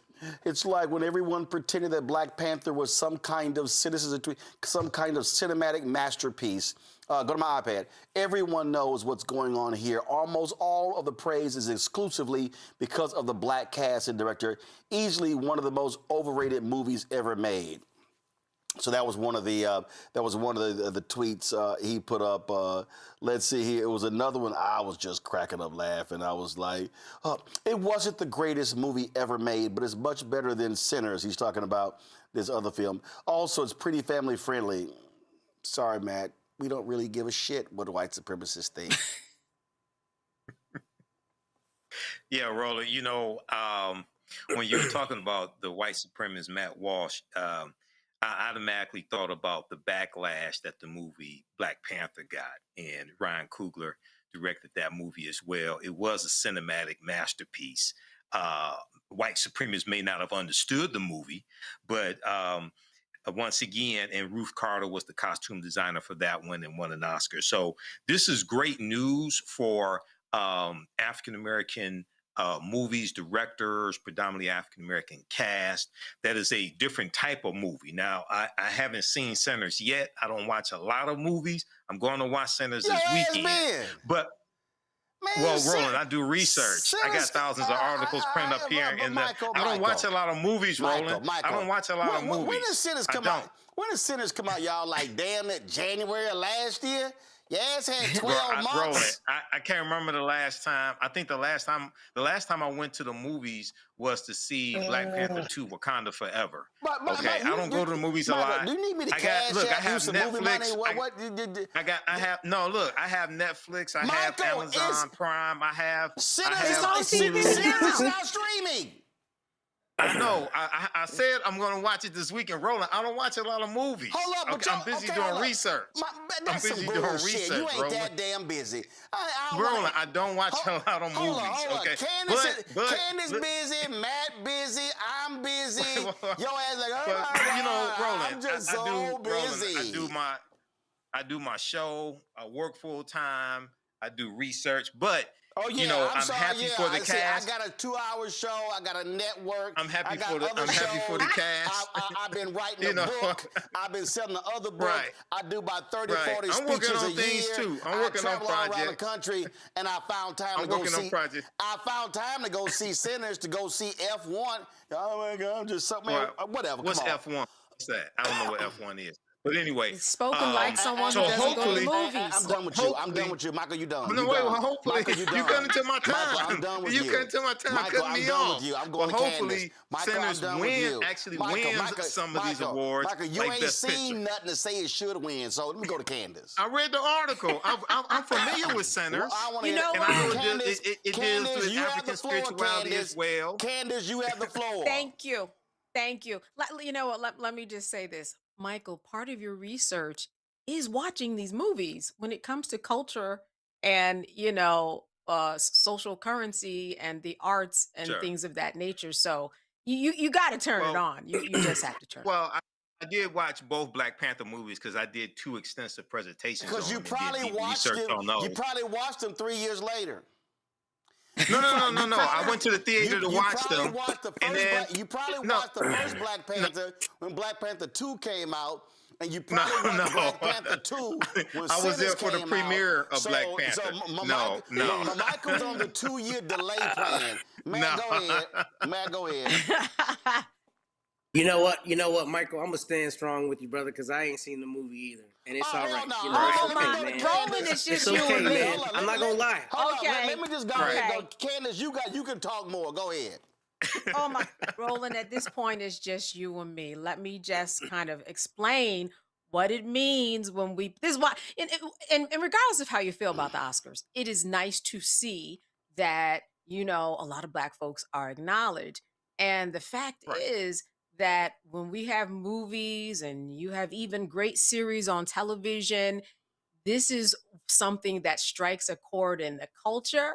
And this is what helps Black people to thrive. I mean, I'm just thinking about you and your research theory, man. You got to watch these movies to understand what's going on in the culture, because the culture fuels the algorithm on social media and vice versa. And that's what this world is kind of really doing. Trust me, I know what's going on in the culture because I predict it. But I know what's going on in the culture. God. However, I'm not against the movie. You do I'm not have to against watch. Sinners. I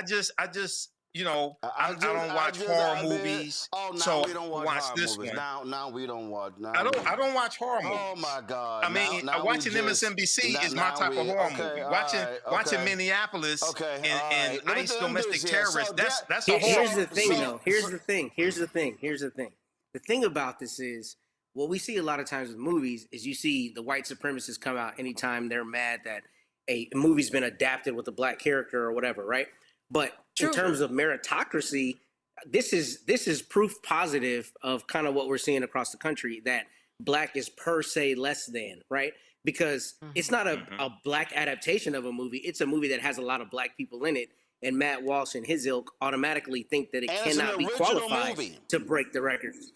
I'm sorry? And it's an original. This is an original. Precisely. Precisely, right. Like, this not even based on a book. This is all coming out of Ryan Coogler's mind, and I thought it was amazing. And again, what out of all the people nominated, I am absolutely ecstatic about Delroy Lindo. First of all, let's be real clear. Delroy Lindo absolutely should have been nominated for Malcolm X. I mean, West Indian Archie was insane. Right. The Five Bloods should have been nominated in that Spike Lee movie as well.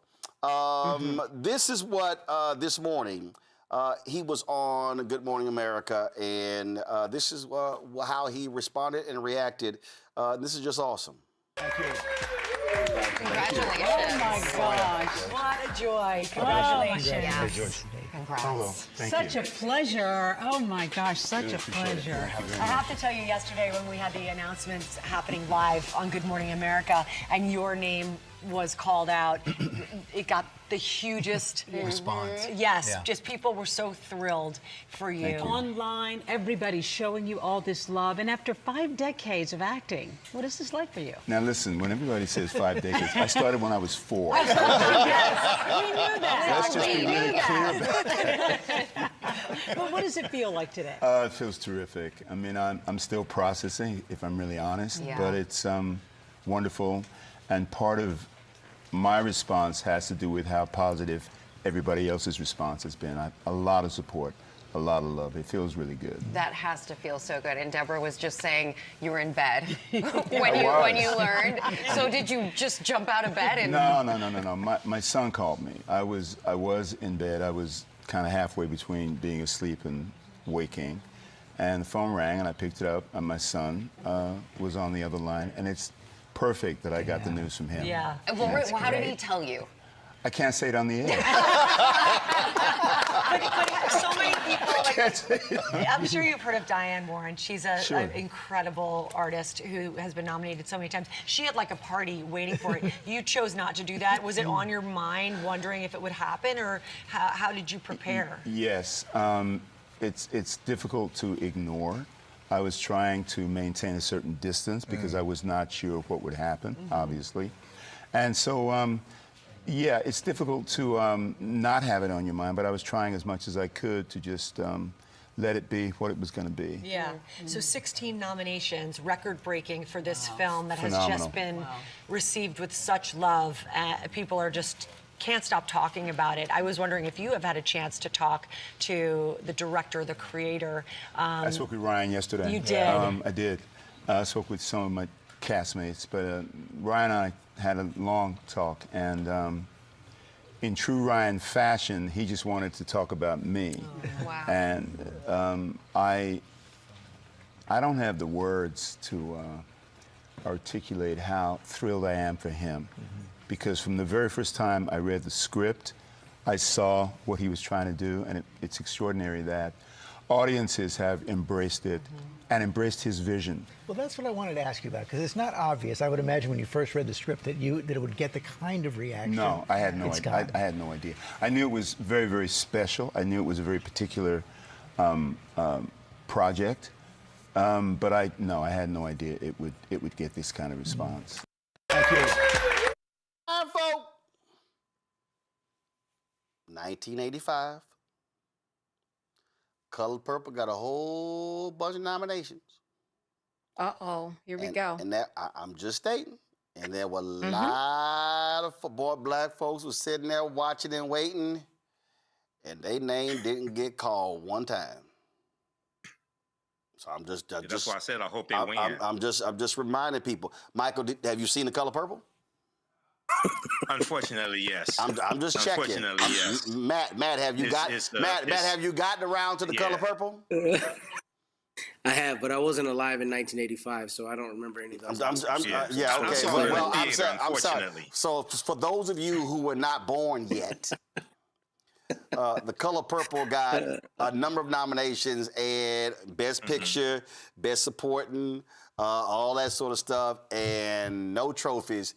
And I remember the next day going to school, man, Negroes were hot the next day. Matter of fact, I don't think that, I probably, the most pissed off I think black people were since that happened to Color Purple, had to be during COVID when they played up the Best Actor category, and they saved it for last, and people thought it was going to be a posthumous Oscar for Chadwick Boseman. And what's his name won? Who played Clarice?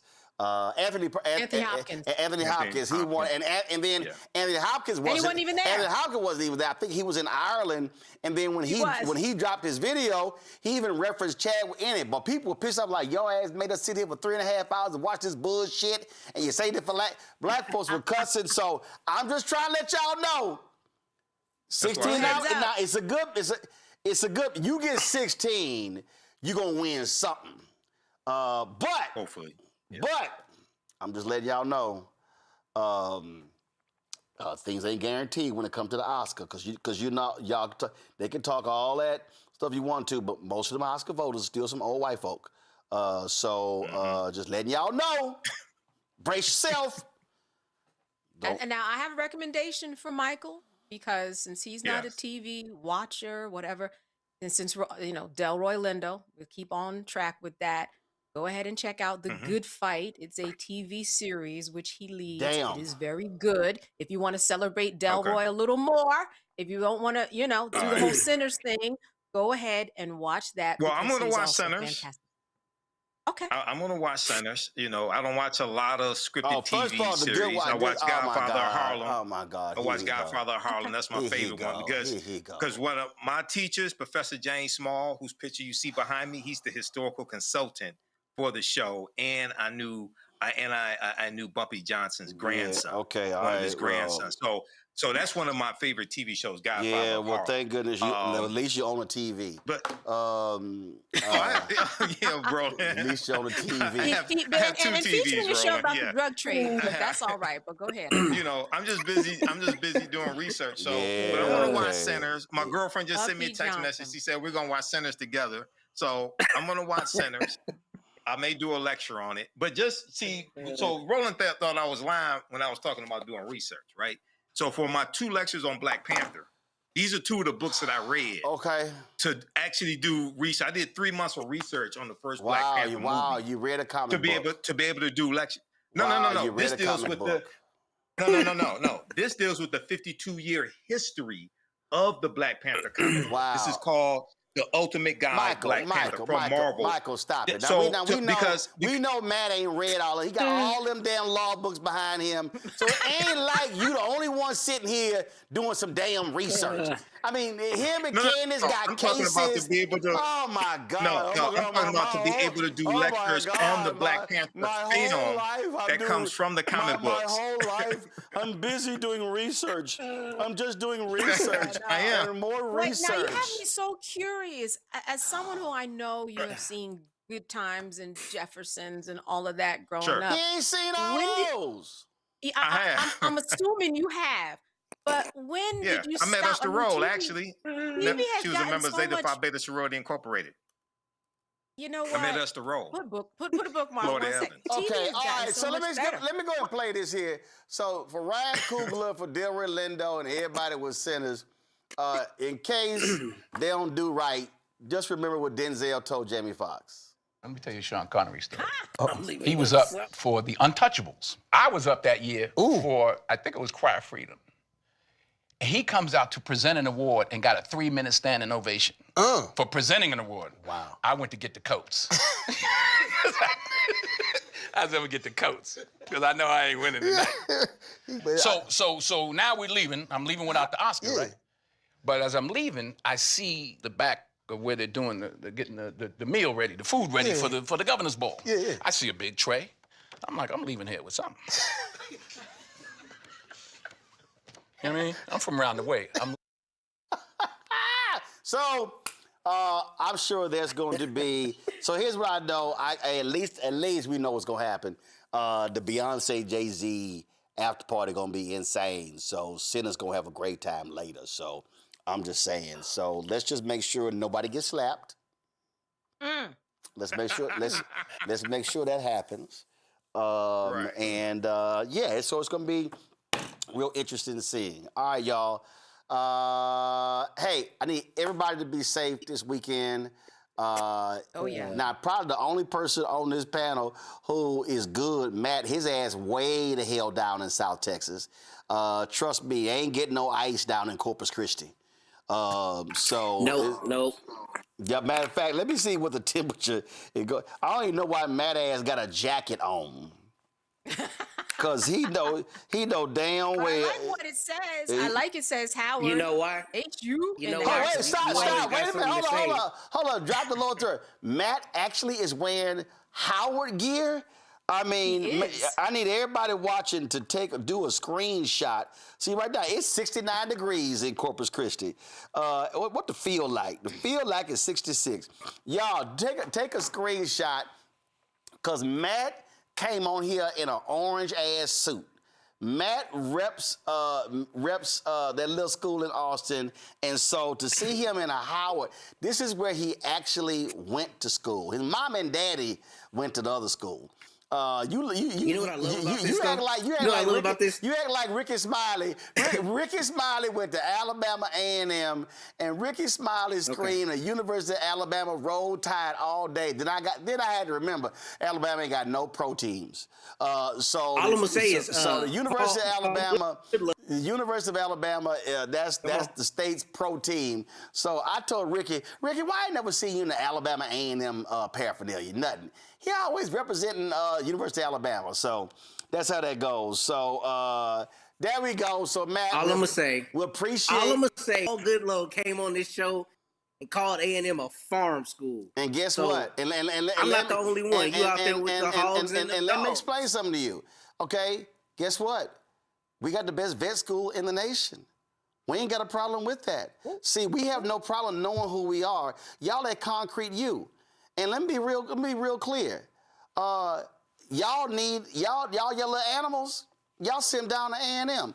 We ain't got a problem having a vet school and a business school and a law school and all kind of different stuff. Oh, by the way, we do know who is the largest university in Texas. Not yours. Y'all also just bought a law school. Wait, let's get this right. Y'all bought a law school. No. Here's no deal. First of all, excuse me, big bank take little bank. Sorry. Excuse me. Well, excuse me. I don't know. Excuse me. I don't know. Howard's had a law school for, I don't know, 100+ years. Yeah, and so okay. I mean, y'all bought a law school. And hey, guess what? So, those things happen. Those things happen. Yeah. So it's all good. And I love that you made my point for me by leading with the countryest thing you can say. We got a great vet school. No. First of all, when you criticize by saying farm, I'm acknowledging the fact that we have an amazing vet school, leading researcher in the country, one of the top vet schools in the world. So don't hate, congratulate. I might let you celebrate.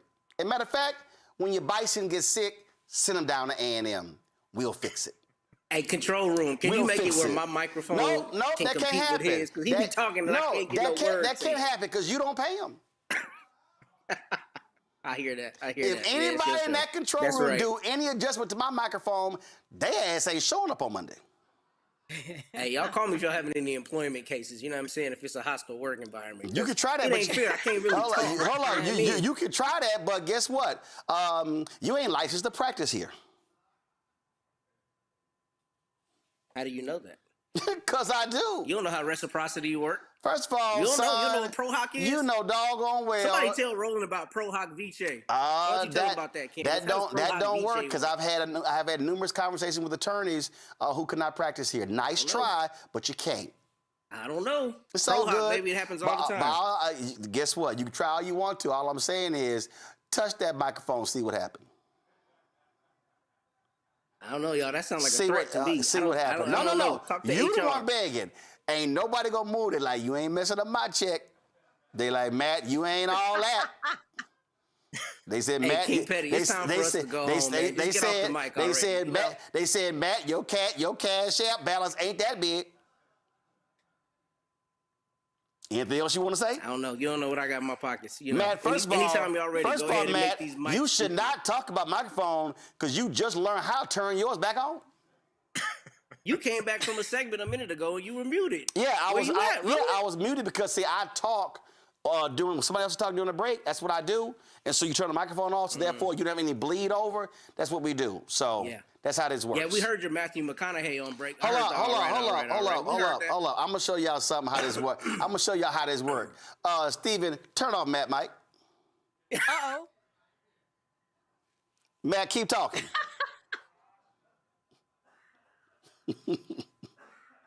Steven, turn Matt microphone back on. Well, it's been fun, y'all. Steven, turn Matt Mike back off.